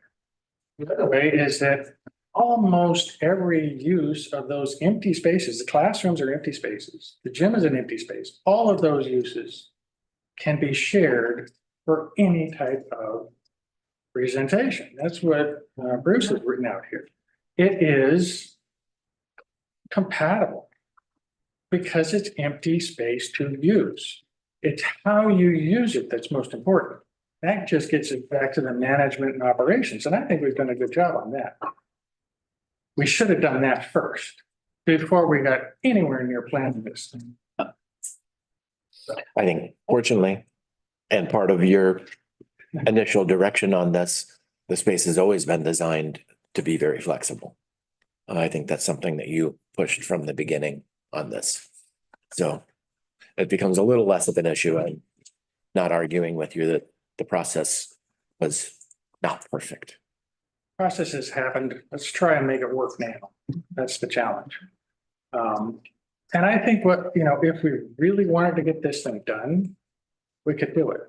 We could sit down, have a bunch of meetings, have some one-on-one discussions about what is appropriate compared to the cost and what is not.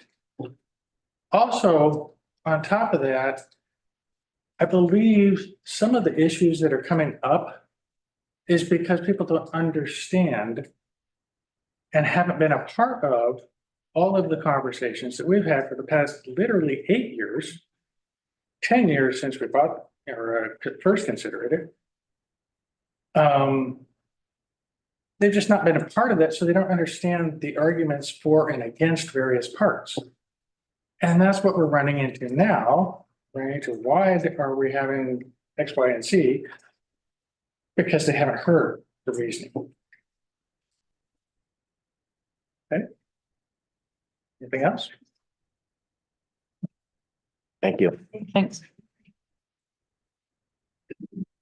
Next. Anybody in the audience? Oh, Andrew Tommy, 664.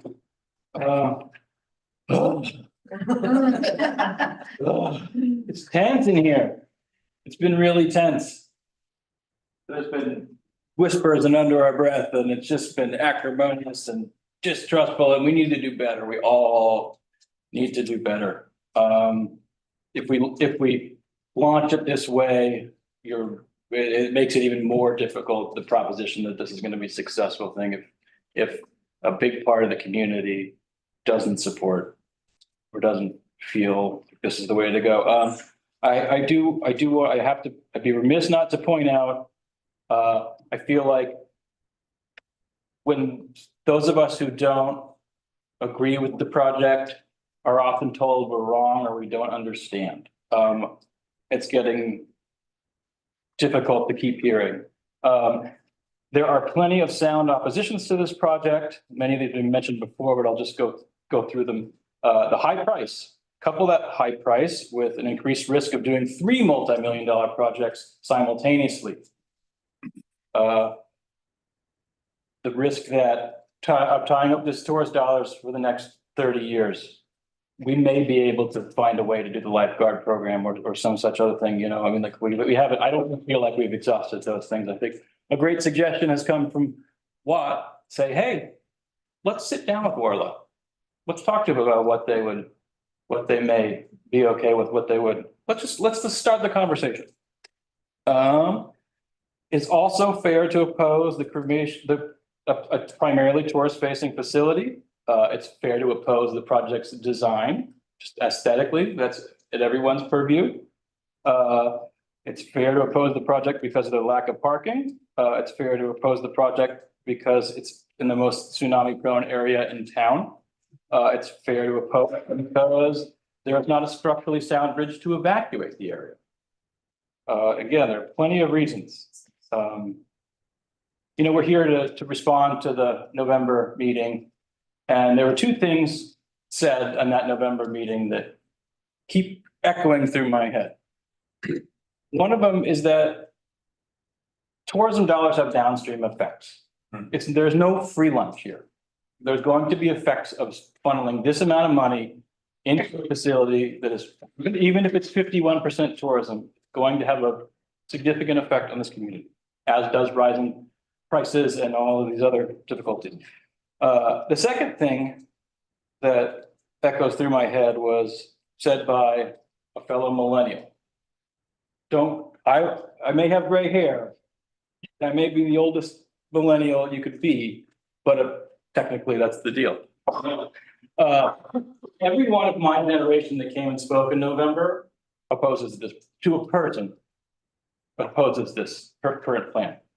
Many of all distinguished ages do as well, but when it comes to younger people, they have a more difficult time seeing the wisdom and the investment justifying this amount of expenditure and plan for. But let's go back to how we can do better. Again, launching it with this kind of loggerheads is not ideal. This is not this project, as many have said, is a want, not a need. So if we don't pull the trigger on it tomorrow, it's not going to affect our lives in Cannon Beach. We can continue to search for a more consensus plan. You know, that could be a park, that could be a longhouse. I mean, if you know, just as an aside, I think if the true intention here is to honor the tribe, a longhouse does that a whole lot better than whatever this design is. You come, you'd see it, you'd immediately know. You'd have told the story without even stopping, without pulling your car over. Personally, I don't have any sentimental connection to the grade school. I don't have a sentimental connection to the grade school that I went to either. Right. Just, I had a great time, no, you know, but it's scary when sentimental feelings get involved with these big amounts of dollars. I don't see a need at all for classrooms. I think there are classrooms, there are similar size spaces with similar, you know, wide open functions that exist in this town. And I continue to be concerned about the duplication of services, both for nonprofits and businesses. I know that the committee has put some documents together, but you kind of just, you know, and then you send it into the wind and you hope, you know. But so how can we do better? We can continue searching for a more consensus plan rather than, you know, toppling over people who have high blood pressure right now. Another thing we could do, I don't know if this would take the temperature down, but it would give us a more definitive answer. We could send this to a referendum. If we want to talk about what the public support, there's no clearer way to get it than that. Thanks. Yeah, I think you see our challenge here, Andrew, because there are people who oppose the project for many different reasons. So I think it like. Some oppose it, but they still want it to be built, and some want it all torn down, and so, I mean.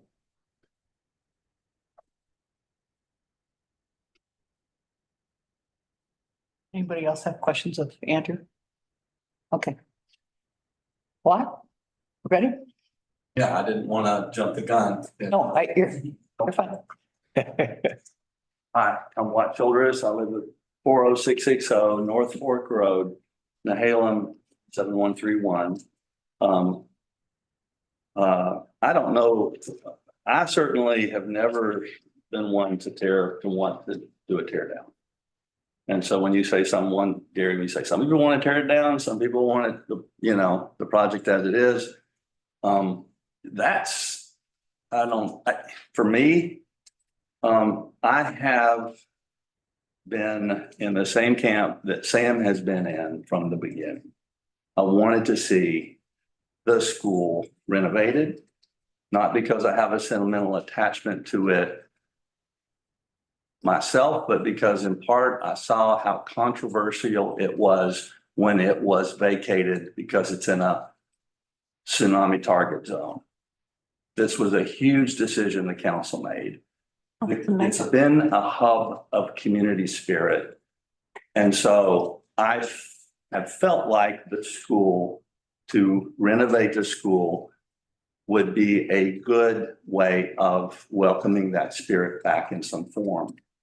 Not the same form because it was vacated because it's in a tsunami target zone, but in a form that really parallels a lot of what we've discussed here tonight.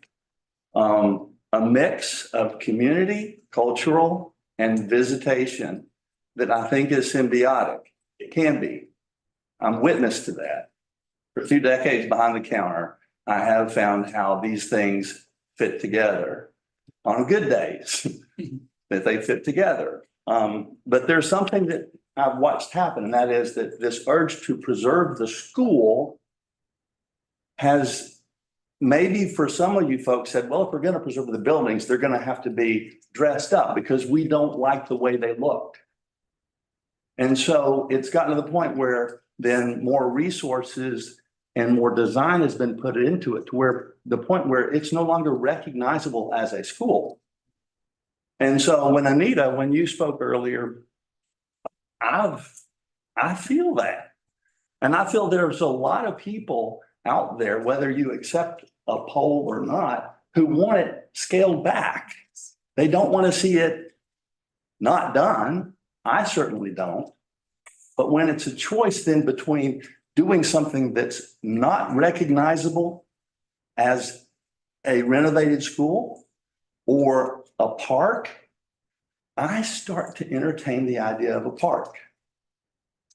Because there's a practical thing when you say we're not going to spend that kind of money in a tsunami target zone. We're going to do something different, that we're going to feel like over time, if something happens, before we have fixed the bridge, which now every person on that end of town, the conference center, anything we add to that side of town before we fix that bridge is vulnerable, more vulnerable. So I don't want to just get up here and complain because I actually, and I'm trying not to complain. I'm just trying to make an observation. There's a silver lining in all this for me with respect to lodging taxes, transient room taxes. And that is this, that when I was a columnist for the paper in the early 2000s and weighing in, trying to, I said over and over again, it doesn't make any sense to just promote tourism and to not pay for the services that pay for it. Many, many times. And oftentimes I found myself on the other side of that issue from a lot of the folks I perceive to be in the hospitality industry, the restaurants and the lodgers. The silver lining in this for me is that I don't feel like I'm on the other side of that issue anymore. The lodgers that I have spoken with, the businesses that I've spoken with are, to me, it seems like as interested as anybody in this town in figuring out a way to refine the way that money is spent to make sense. Not to like just put it into a general fund, not to do something that doesn't make sense, but to look at creative ways to spend that money on tourism. And if, when you, Lisa, bring these ideas like the lifeguards forth, and one attorney tells you, no, you can't do that. I think it's that point when talking to other people and certainly the lodgers and bringing them back. Because when I have spoken to them in town, I have been, that's the silver lining for me. I have been more optimistic about what might happen. And I saw some smiles when Andrew mentions it. What had the idea of talking to Orla? And I know, you know, that sounds like a mountain too high to climb. But if you have a good working relationship with the lodging industry in this town, I believe there are some resources that could be brought to bear so that some of these programs that are now not being paid, I'm glad you looked at them in December last month. That's good. But if there are opportunities to spread that money out a little bit more and get some savings in the budget, then that might open up something that's really a positive. It might even open up something that applies to affordable housing. On the other hand, if we're already in our budget saying that we're going to be relying on grants, possibly for a new facility, then I can see how some of those, even if we find them, some of those savings will end up being siphoned away into that tsunami target zone. So I agree with a lot of the work that's being done, and I think there is a silver lining in that relationships, if they are rebuilt and strengthened, might lead us to some budget innovation that everybody in this room, or most of us, the vast majority of us, could feel really good about and would bring us together. And I hope I haven't gone so far over that I've been rude. Thank you. Do you generally agree with Sam's comments about scaling it back? Like, don't put windows in it? I do. Okay. I do. Can I just, I think we've gotten, we all like to talk about our village character. And for some reason, it feels like being rustic is being yanked away, like is no longer part of what a village character is. And I find it to be an integral part, and that we don't need gleaming surfaces to maintain a village character. I will say also that I think that the classrooms, you know, what we did with the Native American Heritage Month celebration here was amazing. I mean, for me anyway, because I got to see the nonprofits work together. I got to see the existing venues, all the Convention Center, Coaster Theater really stand up. I also saw at the History Center a need for some more space. I did see the opportunity for when the History Center has something they want to feature for a year or however long, if they want to do an exhibit, to do it in one of the classrooms. Okay. You know, so there's if the History Center, and I think the History Center should oversee that. I also see that there's an opportunity in one of those classrooms to utilize that space for environmental and cultural heritage. It should be acknowledged the History Center is doing a revamp of their cultural heritage, working closely with Class of Nahale and Confederated Tribes. And that's a good thing that doesn't need to be duplicated, but can be augmented at a renovated school, and using the existing classrooms rather than a higher end lobby might save some money too. If this were brought back to that $7 million or $8 million mark, then that's what, you know, 4 or 5 million. Yeah, my math's not, you know, right there right now. But anyway, that's a significant savings to renovate this school as is and do something productive and save some of that money for programming, for offsetting other budget needs, saving money for some affordable housing if that's possible. I'll sit down. Thank you. Next. Lisa?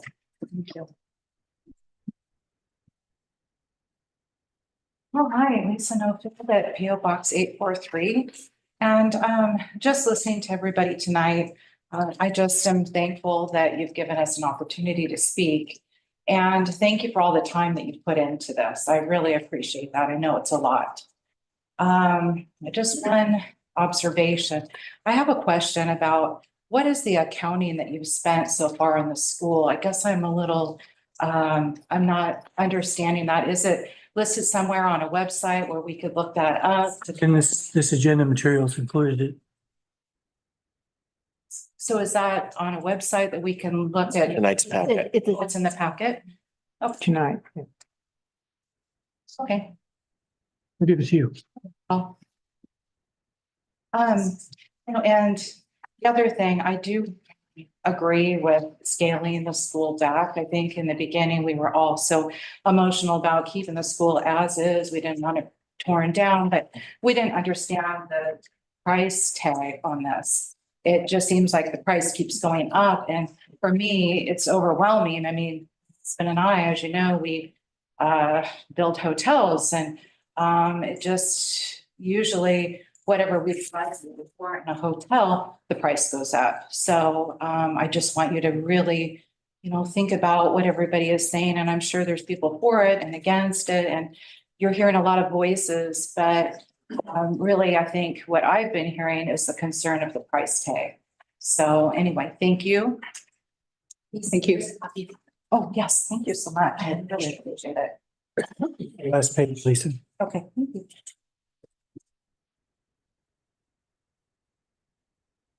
Next, anybody? Can we take a little break? Have to make sure nobody else in the audience, and then we'll take a break for Zoom. Is there anybody else in the audience that would like to speak? Or on Zoom, couldn't tell. Well, we're gonna, what, Participants, but is that correct? Yeah, it was a little over 30. did you want to speak? No, I was just Okay. curious to see how many were here. So I think if there's no one else in the audience that would like to speak, we're going to take a break. And then we'll have people that are on Zoom, if they have questions, they can ask those. So 3 minutes. I'm going to go to public comment for people that are on Zoom. If you would raise your hand if you want to speak. And a reminder of, we're trying to keep it under 3 minutes. So if you can be as brief as possible, we would appreciate it. And Sharon, yeah, she's had her hand up for a while. Okay, Sharon, your hand's probably tired. Well, now it went down. So I guess we got Jessica. So Jessica, are you ready?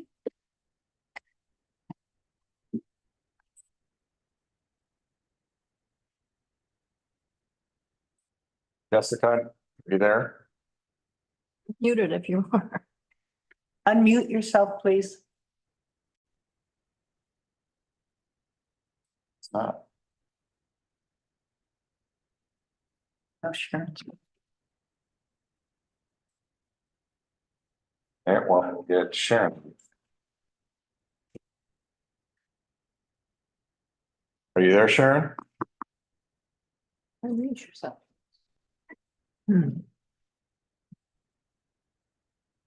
Sharon, if you want to speak, please unmute yourself.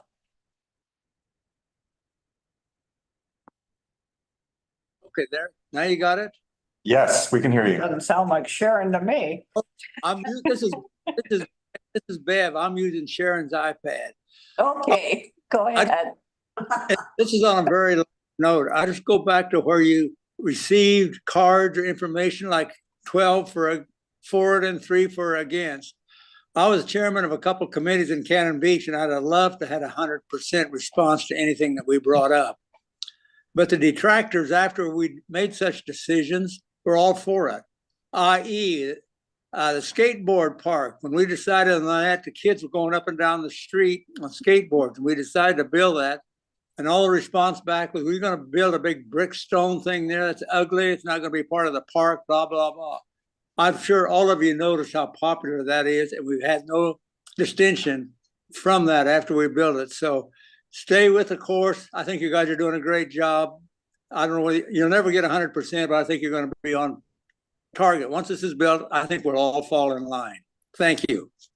So can you give us your name and mailing address, please? You want my full name? Yes. Bev Graver, box 145. Thank you. And I think you and I have been on a couple of those committees. You and I have, we have. It's on Harrison Street, my former neighbor. Okay, so, Sharon's hand's up again.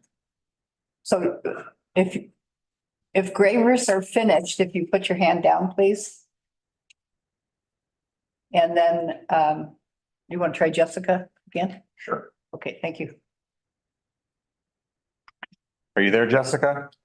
I'm here. Can you hear me? Yeah, we can. Go ahead. Sorry. Of course, stepped away when you called. I just wanted to thank you all for all the hard work you do, the council, community members. Listening to these meetings over Zoom has really opened up my horizons, because I really don't like to come physically to the meeting. I can't bring my puppy, so I stay home. And anyway, you answered a lot of questions that I had, and you raised a lot, everybody's raised a lot of really interesting things about the how the monies are spent and what they can't be used for. I wrote a letter for the November, I think 25th meeting about the same thing, to echo several other people about really considering scaling back the project, and that still stands. I didn't have any overt criticism, because I really try to gather all the data before I make decisions. And I don't think it's fair to do that, but that's just how I work. I wanted to just mention something about the TLT money. And I know that this is going to, Nancy alluded to this or something in the future about how that can be used. But one of the things that was brought up, and it always goes in the back of my mind, is someone who spends 2 or 3 hours a day on the beach and then on the trails. That's where I live. I mean, that's where I'm at. That's why people don't even know I still live here, because I don't go anywhere but out and about. And then I don't work here, and I'm not a member of the merchant class or tourist class or anything like that. I work in education. Anyway, I just wanted to mention, and it's really hard to talk when I'm just seeing my name. I cannot see anybody. I hate this on the screen. Yay. Okay. Okay. There you go. I'd rather look at you. I know what my name is, so I don't need to keep reading it. But I also wanted to say really quickly that I am one of those Cannon Beach grade school sentimental kind of people. I didn't choose to come here. My parents were very abusive and brought me here when I was 3. And I'm traumatized ever since that they brought me to this terrible place. But I try to really think from the perspective of people that have come here for years, have had second homes, and have decided to move here. And I can't put myself in their shoes, and it's really hard. So I appreciate it when you all talk and you say, I don't know, I don't have any feeling about the school. And again, Watt talked about it. Some of us have a real emotional attachment. You know, when we had the moratorium, the celebration of the end of the school, I was crying with my 5th grade teacher, because I had a really good experience at that school. And also the fact that we just don't have a place for young people. I don't have kids, but I've been one, and I like them, and I like to have places for them. And the school grounds, before my brother put all that grass over the asphalt, was a great place for us to rollerblade and ride our bikes and stuff. And And now I walk through with my puppy, and it's actually for me as a person who tries to keep a low carbon footprint, talking about we want to embrace the environment in this project that you're talking about, trying to not drive everywhere in Cannon Beach is something that I make extra effort to not do.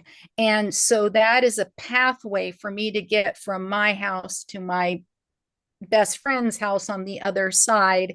And so it's a thoroughfare. So it's actually kind of a transportation point. Now it's probably private property. So I could get arrested, I guess, for walking through there, but everybody else does it. So, and I love seeing the elk, and I don't know where we are time wise. One more thing I wanted to just throw out about the TLT money is there is such a need for education about the tides. I just talked to a young man at on the beach who's from New Jersey, and I was drawing him pictures of why we have tides here and why there's none on the equator. And people go down there, and we all know this when we watch people down there, and all of a sudden a wave comes and tips over their tent, and they're on their phone where they could get a tide book. And I just feel like there's money that needs to be used to help tourists so they don't put themselves in danger. And, I hate to say this, but when they put themselves in danger, they put the people that have to rescue them in danger too. And as Lisa Kerr said, local people generally aren't the ones that get stuck in the ocean. And because we, have a tide book in every pocket.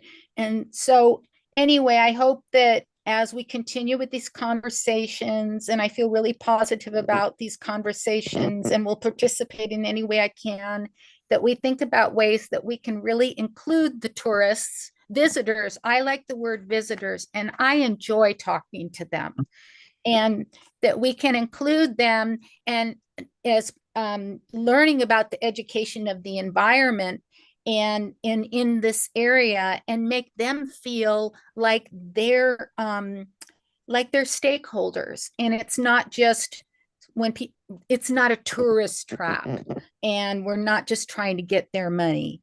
And so that's a lot of stuff in probably more than 3 minutes. Thank you very much. Can you give us your PO box, Jessica? Oh, I apologize. 1358 Thank you. Cannon Beach. Yep, thanks. Can we go, we couldn't raise our hand on the Zoom. Okay. So is that okay? Yeah. We'll do the Zoom people first. Okay. Thank you. Okay, Patrick?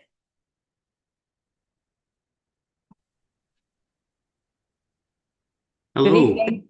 Hi. I can see my name too. That's scary. It's spelled right too. First off, I wanted to say this is very productive. The fact that people are speaking and you guys are responding, it's so much better than just everybody speaking and feeling like they're not being heard. So I commend you for that. Thank you for that. I saw Lisa tonight. She asked a question that I wanted to know was how much money has been spent to date on the refurbishment of the school, including the purchase price and remediation, that type of thing. Do you have that number available, the specific number? I heard Bruce say 2 million earlier. No, I think it's 1.1 million. I'm sorry. 1.164. 1.164? 1.164. And what does that include? Roughly. I don't see a number on the tally for the actual purchase, but it includes the work that ZCS did, and they were the first ones that came in and did the survey of the seismic retrofit that would be necessary to meet code. They replaced the roofs and did the seismic retrofit there. We had somebody come in and take the asbestos, all those things out. And we spent funds on design work, So is, Red Plains is our engineer. The geotech, folks. That sort of expense. Okay, and then. Does that include the cost, the purchase No, price? it's not on here. No. And Patrick, there's a spreadsheet on attachment B in the packet that has that information. And Barb, I'm assuming that list all the line items so far spent to date, right? Right. And I think that's important because I think when you think about what the total projected cost is at the end of the day, that's going to add into it. So thank you for that. I thought it was ironic that Orla was brought up a few times as far as reaching out and being engaged. And I think it was great that, you reached out to the lodging community a few months ago to have a discussion. The lodging community isn't an adversary. I think the lodging community, they want a new police station. We want to see the city hall revitalized. And I think the more you do engage them, the more opportunity we have to collaborate. And I'm not saying the lodging community is the end all, but hey, we do collect a significant amount of transient lodging tax that serves the community and the general fund. A couple of things I wanted to clarify. I think Gary did a nice job of clarifying that the 6% prior to 2003 isn't inclusive in the 70% split. And the one thing that I keep going back to is, you guys veil this as a tourist community or tourist event center as opposed to a community event center. And I think the litmus test you're using now is 51%. If 51% of the usage is tourist related, then it's a tourism facility and it accommodates the House Bill 2267 that was passed in 2003. I really think it's important that you really rear down on the metric that you're going to use. I don't think it's a problem. I don't think Orla's going to have an issue with it, but I do think there's got to be some accountability to that for sure. The other thing I wanted to kind of talk about a little bit was Lisa, Commissioner Kerr, you bring up this issue of TLT and that now we're kind of in the middle of the road as far as local communities. If you look at the numbers, and I think I may have sent them to you previously, if you look at the complete revenue that's generated in Cannon Beach from the TLT, it doesn't compare. I think it's one of the top 5 in the whole state. So using a percentage as opposed to the revenue stream doesn't really fit. And that's one thing I wanted to mention to you. Again, I think other people have said it. You guys have a huge task before you. You have a lot going on, a lot of pressure, a lot of meetings, a lot of information you have to digest. And I commend you for that. I wouldn't want to be there. I thought about, hey, maybe I should run for city council. I said, hell no, I'm not doing that after what you have to go through. So anyway, thank you for your time and your energy. Appreciate the feedback. Thank you. Patrick, I will just add that people are using the 51% in public comment. The actual language of the law says that a substantial purpose, the facility has a substantial purpose of supporting tourism or accommodating tourist activities. Gary, it also states that it must draw people from 50 miles or more. Yes. Or create an overnight stay. And I think that those first two, they supersede the substantial purpose. I mean, I helped write that back in 2003, so we can discuss it further. I don't see it in front of me, but I don't think it has to draw tourists from more than 50 miles away, but it has to be provide a tourist activity for people 50 miles away. Yeah, no, the top 2 things we used as a metric when we created that law was create an overnight stay, number 1, and or bring a tourist from 50 miles or further. That was the top 2 things we focused on.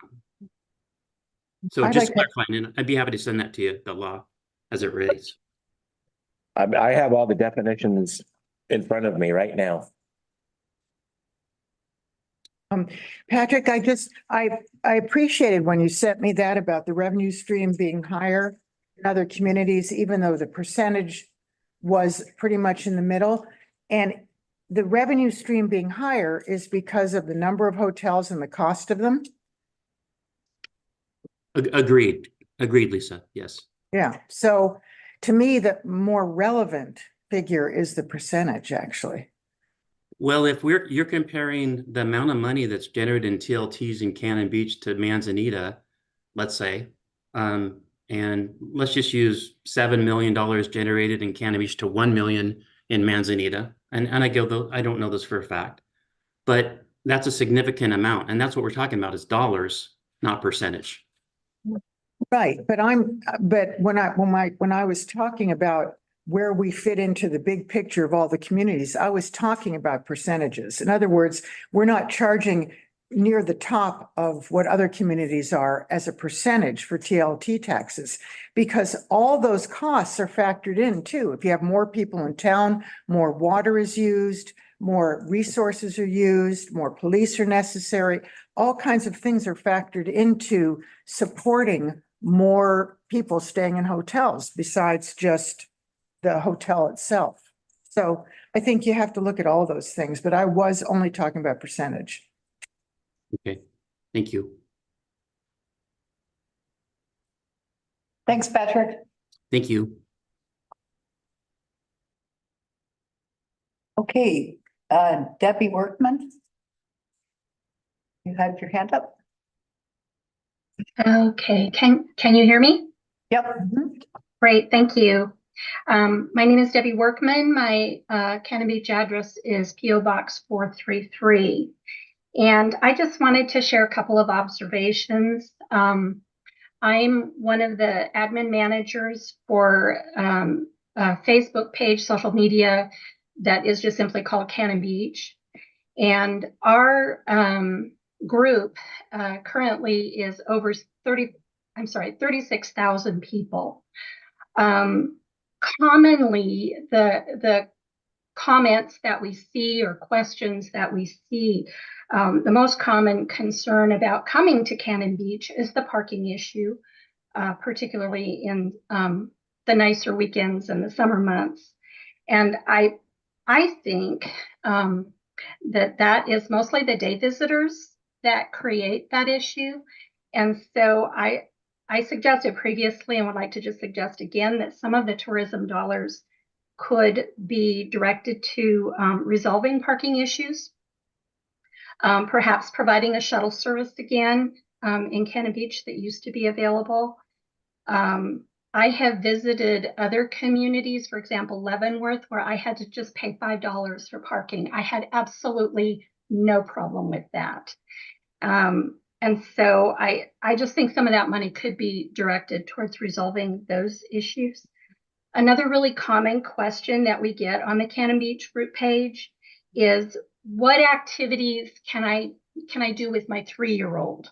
Or, you know, what other kind of activities are there in Cannon Beach besides, of course, the beach, rainy day activities, you know, going to shops and restaurants. But I think that, you know, renovating or rebuilding this cultural center could provide some activities for families, you know, art classes for the children, that sort of thing. I still believe that the scope of the project is bigger than it should be and is spending more money than it should be. But I do see where that could be a benefit for families that come to the community and that they are looking for activities to do with their children, especially on those rainy days. And I also agree with Jessica that we do need to somehow do a better job in the community of educating tourists to the risks.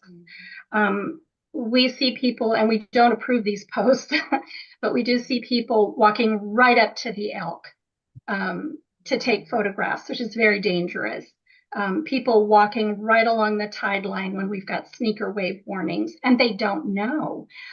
There was a family recently that shared on the page that there were 4 of them that I forget where they were visiting from, but they went out to the surf and were knocked down by a sneaker wave. They had no idea. They did not know about the warnings. And 2 of them were injured and had to go to the local hospital, I believe in Seaside. So I agree with Jessica that, you know, somehow we need to come up with a way to educate tourists, and that can come from those funds as well.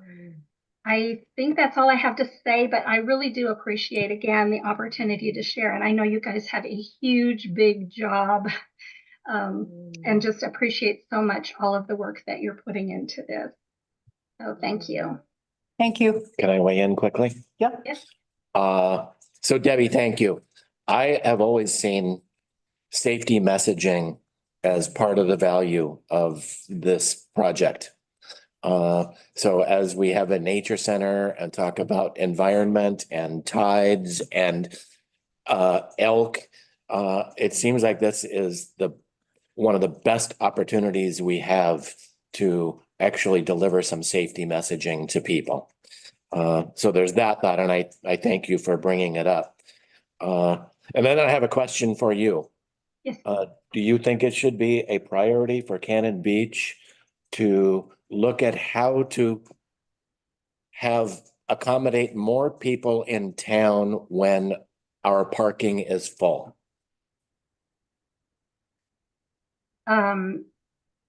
Say that again. To bring more people in, is that what you're Yeah, saying? you think that should be, is that the priority of our parking needs, that we want to bring more people to town, be able to accommodate more people when our parking is full? I don't think necessarily to bring more people to town. I think that we need to accommodate what is already coming. And there's a lot of, you know, thought about that. I mean, I personally have been stuck in town trying to get through myself when there's a lot of vehicles, and thankfully I know some of the back routes, but I would just, I mean, you know, we do have the hotels have parking for people that are staying the night, but somehow I just need to think that, I mean, I think that we just need to think of a way to accommodate what does come into town. I'm not sure if I'm making that very Okay, clear. that's fine. That's a little off topic, but parking is also something that is on our agenda to deal with, so. Yeah, I just think it's part of the could be part of the tourism tax. Thank you. Thank you. Thank you. Okay, anybody else that's online? If you'd raise your hand if you want to speak.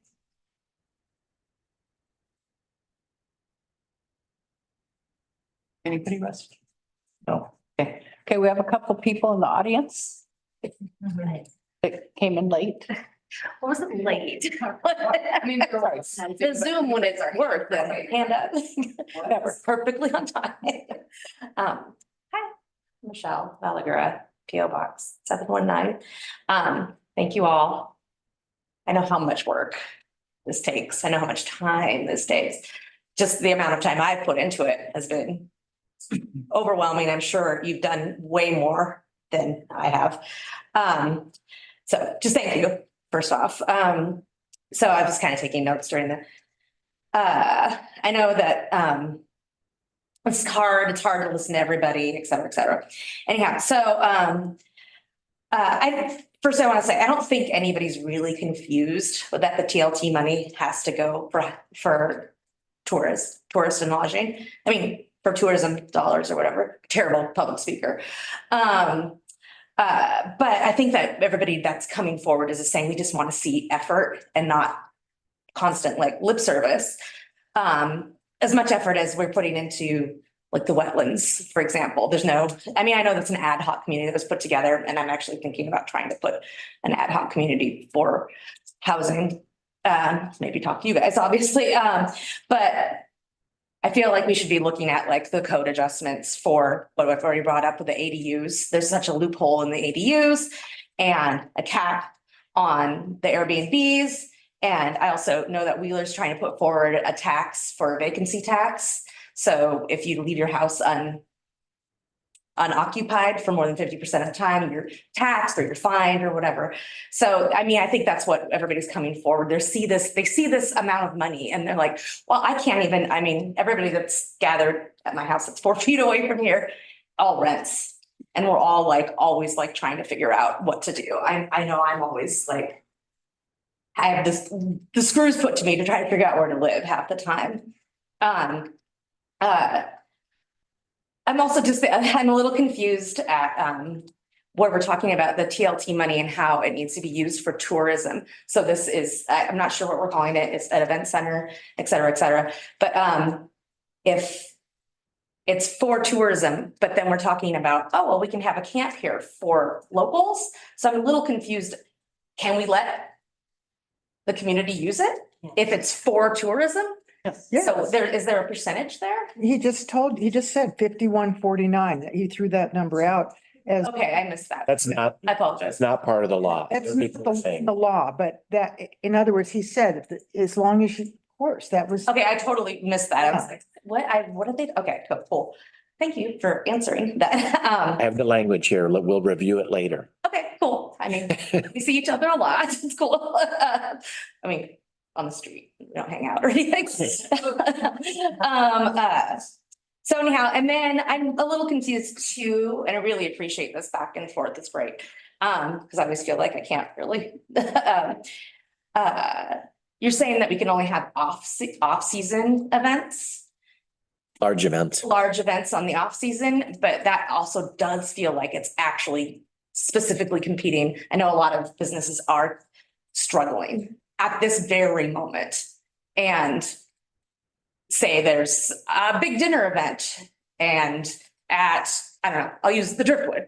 But people are like, oh, I can just have my own and bring my catering in. I do feel like having, that is a direct conflict for businesses, but I mean, I could be wrong.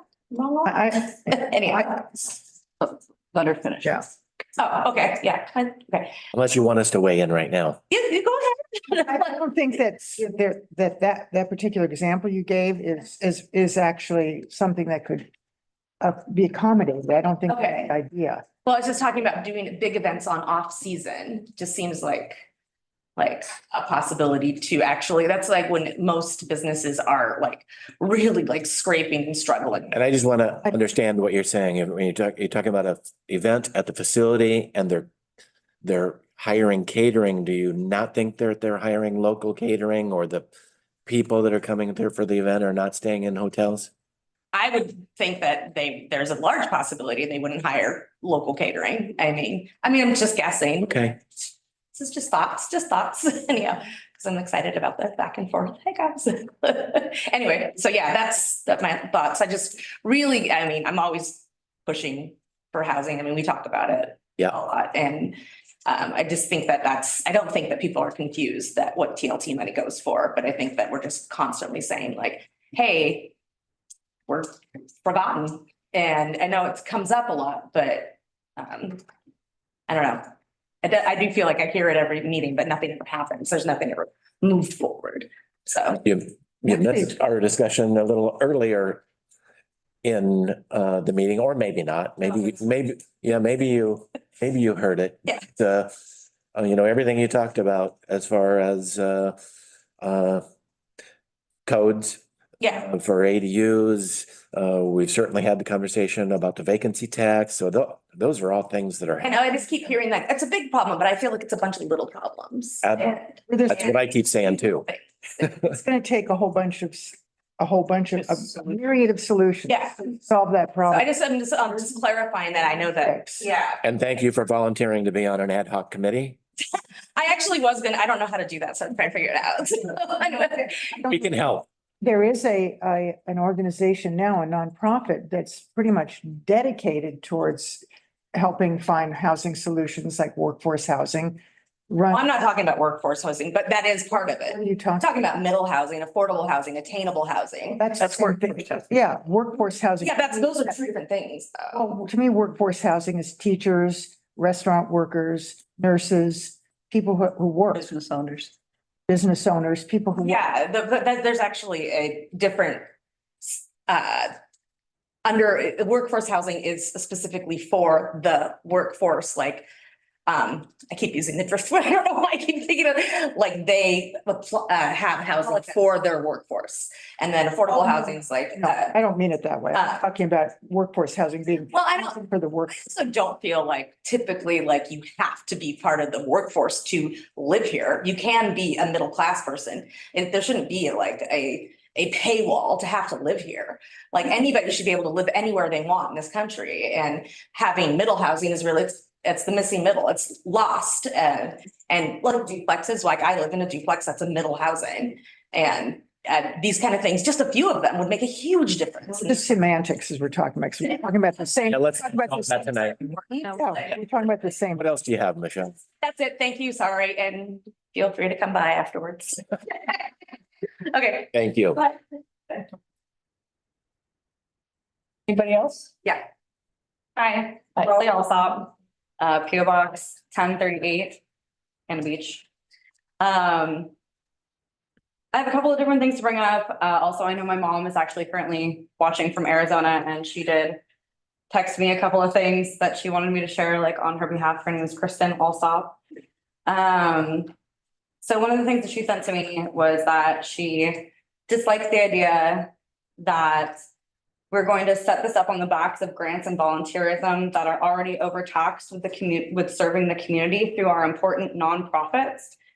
And how can we be asked to fund this program with blue sky grants that are also in competition with both current profit and nonprofits in this town? I mean, as far as how I feel about the situation, I definitely agree with, Watt and love you, Barb, but one of my favorite mayors of all time was, of course, Laurel, back in the early aughts or 90s or whatever. I think Anita also spoke like interestingly on a lot of the other things that we could be doing. I do get that money is not for housing, but at the same point, if we're talking about bringing tourists in, I'm someone who has been working in the service industry in Cannon Beach for over 20 years. I've lived here for 35 years off and on. I own a business in town. I live downtown. I love this community, but I feel like every year this place becomes less and less of a community. It's really disheartening for me to see my friends and people that grew up here with me constantly be pushed out of town, that are just trying to have a life here in the place that they grew up in. And I feel like you should be able to have like a little bit of a stake in the ground with what's happening. We're all well into our 30s now. There's nothing really for the community taking care of young families, taking care of kids, the school system, all that stuff. I love the idea of turning that into a heritage center and like honoring the native tribes, but we have to like scale it back to be able to think about having that be a place in a tsunami zone that can hold 300 plus people. I feel like that's actually irresponsible and dangerous for us to be doing, whether it's used in the on season or the off season. I think that it can be an amazing park, longhouse, teach people about the community, natural wildlife. And that would be incredible and invaluable for both locals to be able to bring their children that are growing up in this town here and for tourists to come and learn. But there's also part of me that when we talk about the hospitality industry and money going to tourism, the people that are creating these experiences for our visitors and for the tourists in this town are the locals working in the restaurants, in the bars, in the coffee shops, in the clothing stores, all of that. And year after year, there's less and less staff, there's less and less people. I'm constantly hearing from visitors coming to this town going, what is going on? We've been coming here for years, and this quality of service, the lack of people, the lack of staff, the lack of parking, the lack of personnel, it's making my experience in this town not as good as it should be. So if we were to do something with that money that is for the tourists, I think it's myopic for us to think that there isn't a trickle down system to be able to support the people who are the working class people in this community, be able to help them serve the tourists better. That's the whole point of this community, is bringing people in from all over the world. It's insane. I've been in Japan and shown people photos of Haystack Rock, and they've never been here before and know where it is and have seen it before. You know, I mean, this is a wonderful place that we should be able to share, but like we need help in order to do it.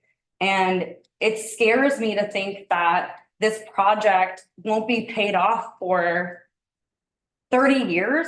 I mean, I'll be in my 60s by then. Where are you guys gonna be for me? Watch it. So like, if it's going to be that long before any of this actually gets help, like that's I don't know if I won't be here. I'll tell you that. If we continue to go down the path that we're going and we don't take care of the fact that there's no housing for people, we're not looking at illegal. I know of so many illegal Airbnbs in this community, and I mean, lack of housing, the parking situation. I don't understand why we can't do something like, we could go in with Seaside and buy the lot where the crab broiler used to be and have that as if we want to bring more people in, that can be a parking spot for people where they're used to paying $35 a day parking in cities all over. Pay $35, they park there all day. We have a shuttle service that brings them into town.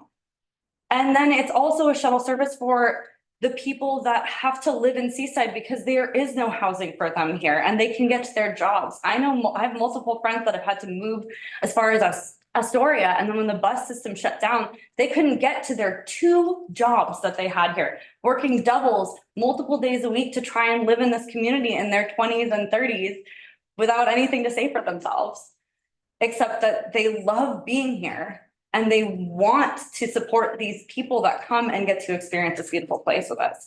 I think that there's other options that we can think about if we're talking about that massive amount of money.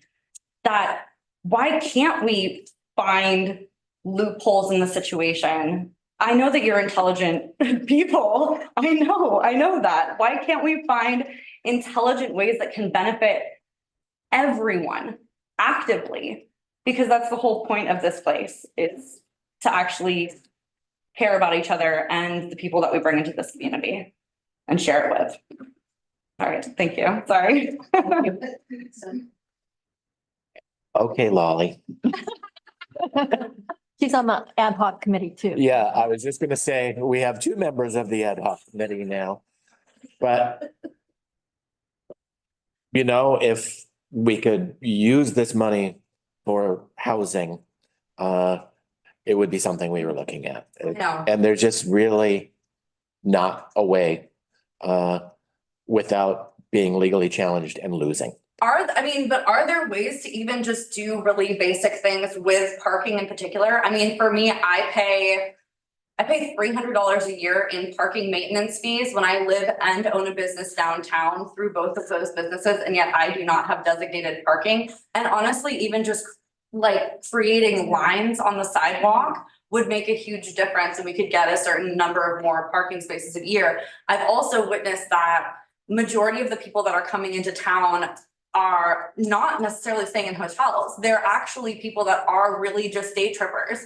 And so they're taking up all of the parking in town. They're not necessarily going shopping. They're not necessarily eating out. They're not doing that anymore. They're using our community for our outdoor spaces, but then they're not actually bringing any money into the town, which we could alleviate if we looked into doing something like parking for them. I also know that it's been discussed a lot, like with parking fees and stuff like that, but there's people again that don't live in town where they're like, okay, so it took me 4.5 hours to get to work from Seaside because there's no parking for me to get to my job. And, I mean, I think that we've got to figure something out. And I know that you guys have so much on your plate. It's another priority, believe me. I'm sure it is.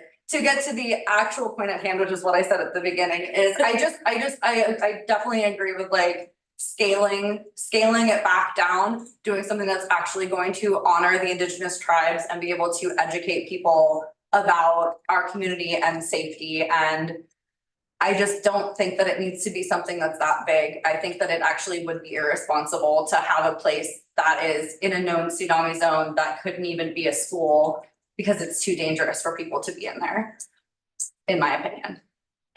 So park and Longhouse. Sorry. Thank you. Thank you.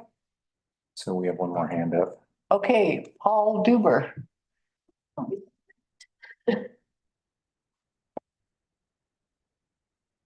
Can you hear me? Of course we can.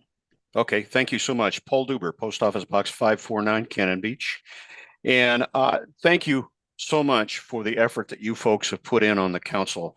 Pre-count, the council before this council, we have bantered about all manner of concepts here in Cannon Beach, but about 35 years ago, I was the president of the Chamber of Commerce when we envisioned and created the current information center there. And that was, we had struggles over the budget there because we wanted to create something that gave the visitor a sense of what Cannon Beach was all about, an art community. And that was a major focus there. I think the project turned out exceptionally well. I'm very proud to have worked with the people that actually built that and designed it, et cetera. I was also part of the group that originally, when the school was being closed or about to be closed, we struggled mightily as a committee to figure out how to make our school, how to keep our school in Cannon Beach. The 50-some acres east of Tolovana was a site that this committee found, negotiated with the land, I think it was Weyerhaeuser at the time. Sam could correct me with that one. And we were able to eventually help the city purchase that with the goal of moving the school up there. Well, that became financially unfeasible, and so that was discarded. And as a result, the school was closed down. Post that event, I have been always emotionally involved in this because this is where we raised our children. And we moved, Margot and I moved from Eugene in 1983, specifically to keep our children in a small community supported school. And there is nothing quite like Cannon Beach for that. I think for those of you who remember the school back when that's 1983 to 1987, 88, that school, there were more parents practically involved in that school than there were kids. And it was a wonderful, wonderful way to bring your children up. It takes a village to raise a child. And that was something that both Margot and I felt very positive about. When we decided that we were going to get involved in doing something with that space, those buildings, the start of this whole thing, as I recall, was strictly to bring up to code and make those buildings usable for the community. I think we got sidetracked with this whole thing by focusing more on how can we get the money to do this. And I suspect that that had a tendency to shift the focus for funding into tourism dollars. And I'm thinking that might be where we stepped off on the wrong side of this sidewalk here. I am very much in favor of making that site a community project. I can remember playing basketball with Patrick Nofield. I stepped in his foot and I was out of work for 3 weeks because I sprained it so badly. And it wasn't Patrick's fault, it was my fault. But the fact was that I was there playing basketball with a whole bunch of guys, and that was our place to play. We didn't have another basketball court. We still don't have another basketball court except at the conference center, and that came and went as you know. There are other things that school could be used for that are community related, and I would really strongly suggest that the council take a look at this and step back a second and say, okay, what is it that we really want here in Cannon Beach? You guys did a great job. I came down, our group came down, played music in the auditorium there to get a sense of the acoustics, recognizing immediately that we got a challenge here. But we have had events there musically and theatrically from both the school children as well as from Portland State University.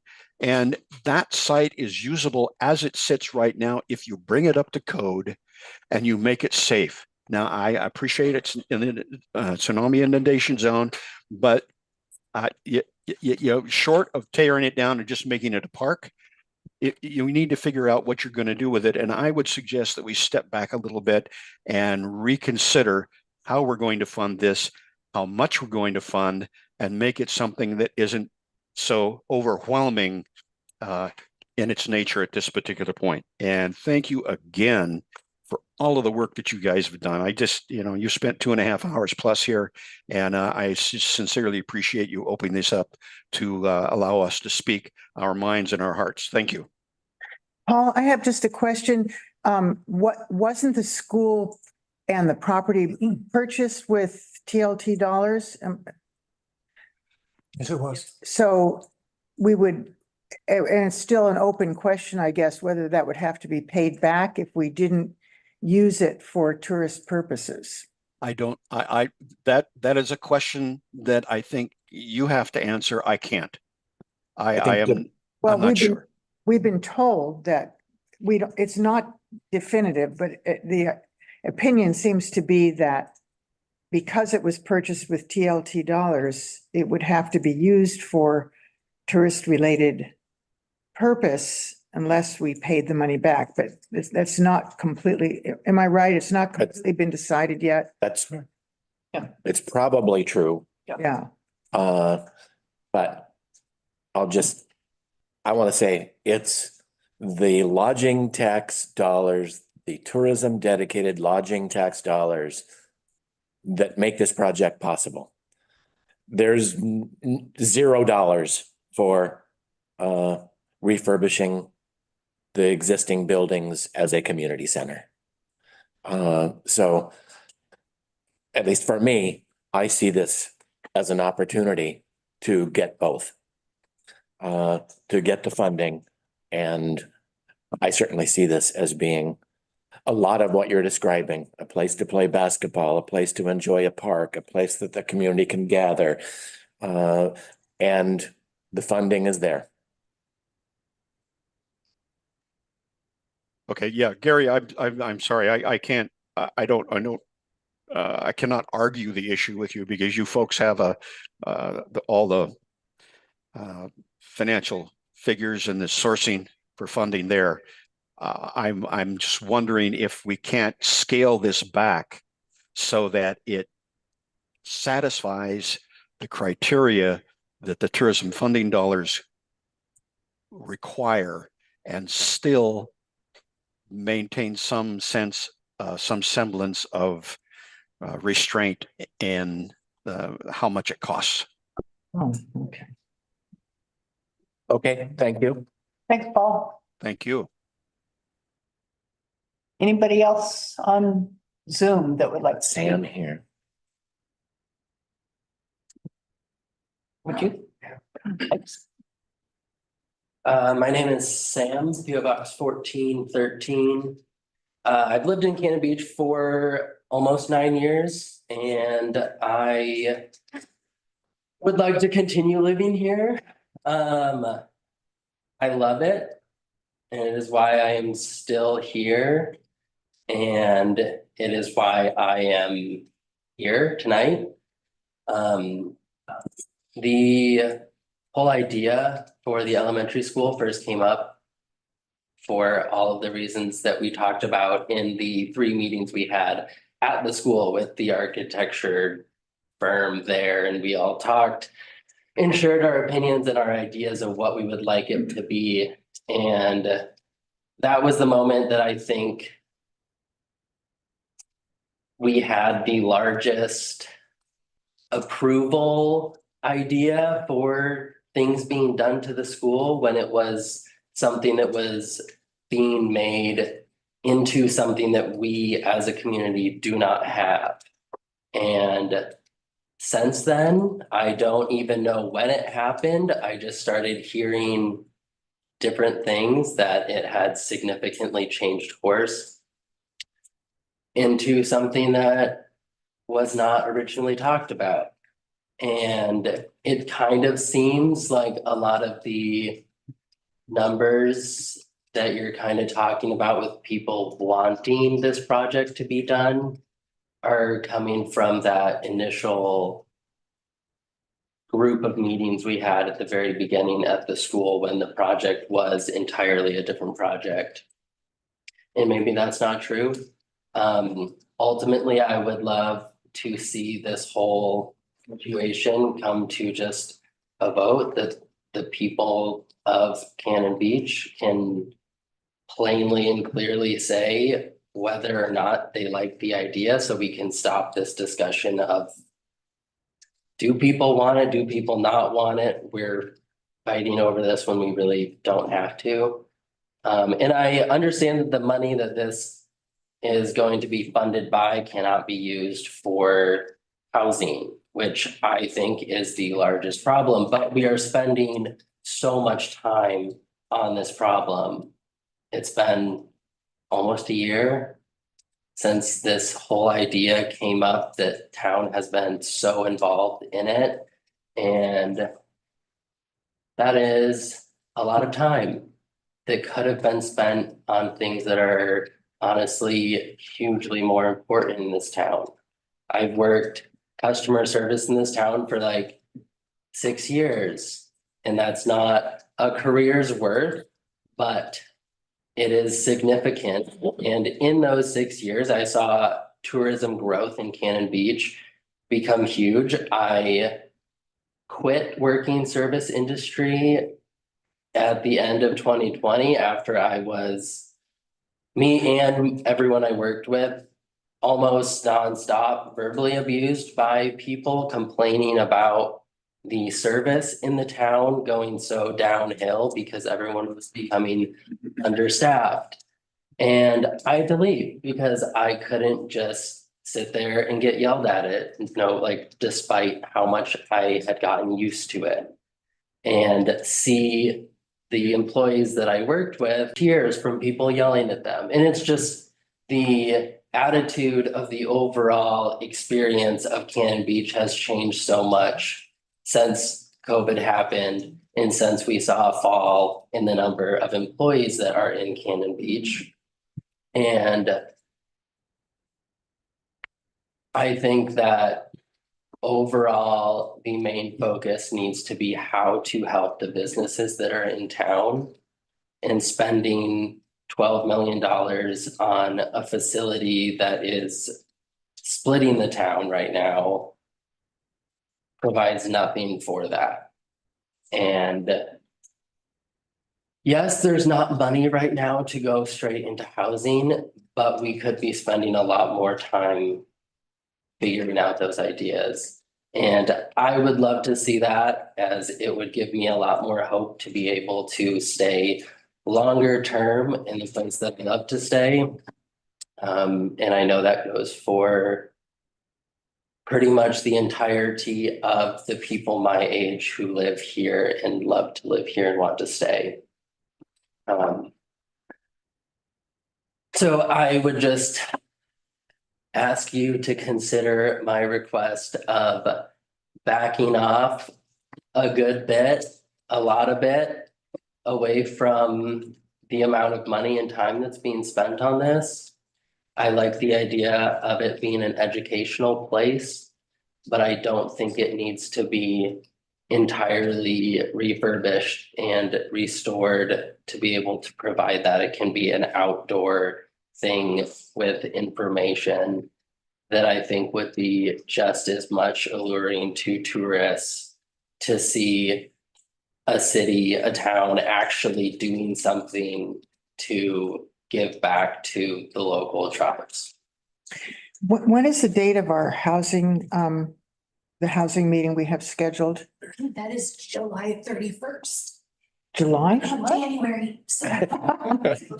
January 34th. We've been here a long time. I hope that all the people who are concerned about the housing issues will be here. And we're rounding out our ad hoc committee very nicely. But I I would just want to push back on that this project is taking away from our concern and effort about housing. I mean, I know you don't see it, but we've devoted 5 hours, 5-hour meetings twice during a week period and that's been a primary issue. We're working on the regional level on it. We're doing a code audit and looking at what we can do to work on it. And I mean, I'm serious about it. I think the entire council is serious about it. So I don't know if that's any reassurance for you, at least on the housing side of things. But I do. not something we're brushing off. Yeah, thank you. It's hard for me and a lot of people to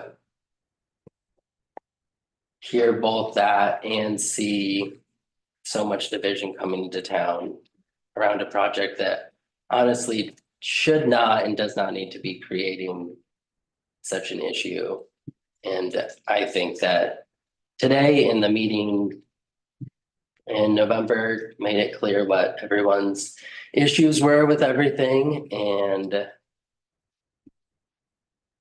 I just would like to see, and I will be more involved in all of this to be up to date on what's going on with the housing and obviously continue to be up to date with this project. But yeah, I just hope it can be smaller. And I remember seeing you at those outreach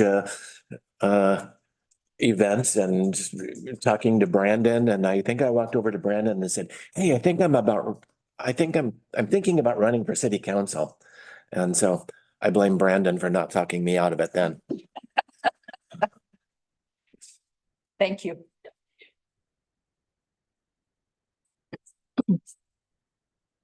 Patrick? You want some parting words? Thank you, Barb.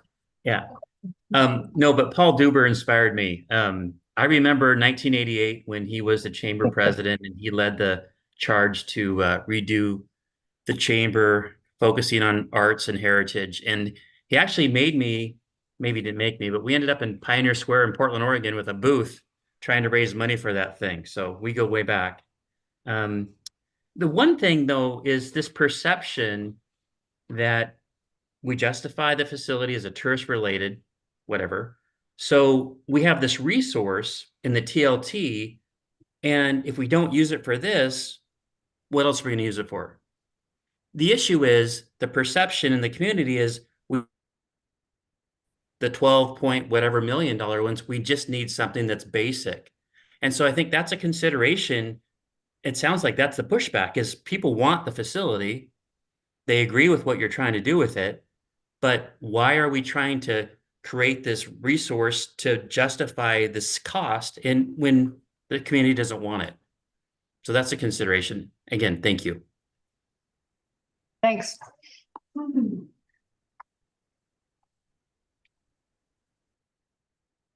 Okay, anybody else?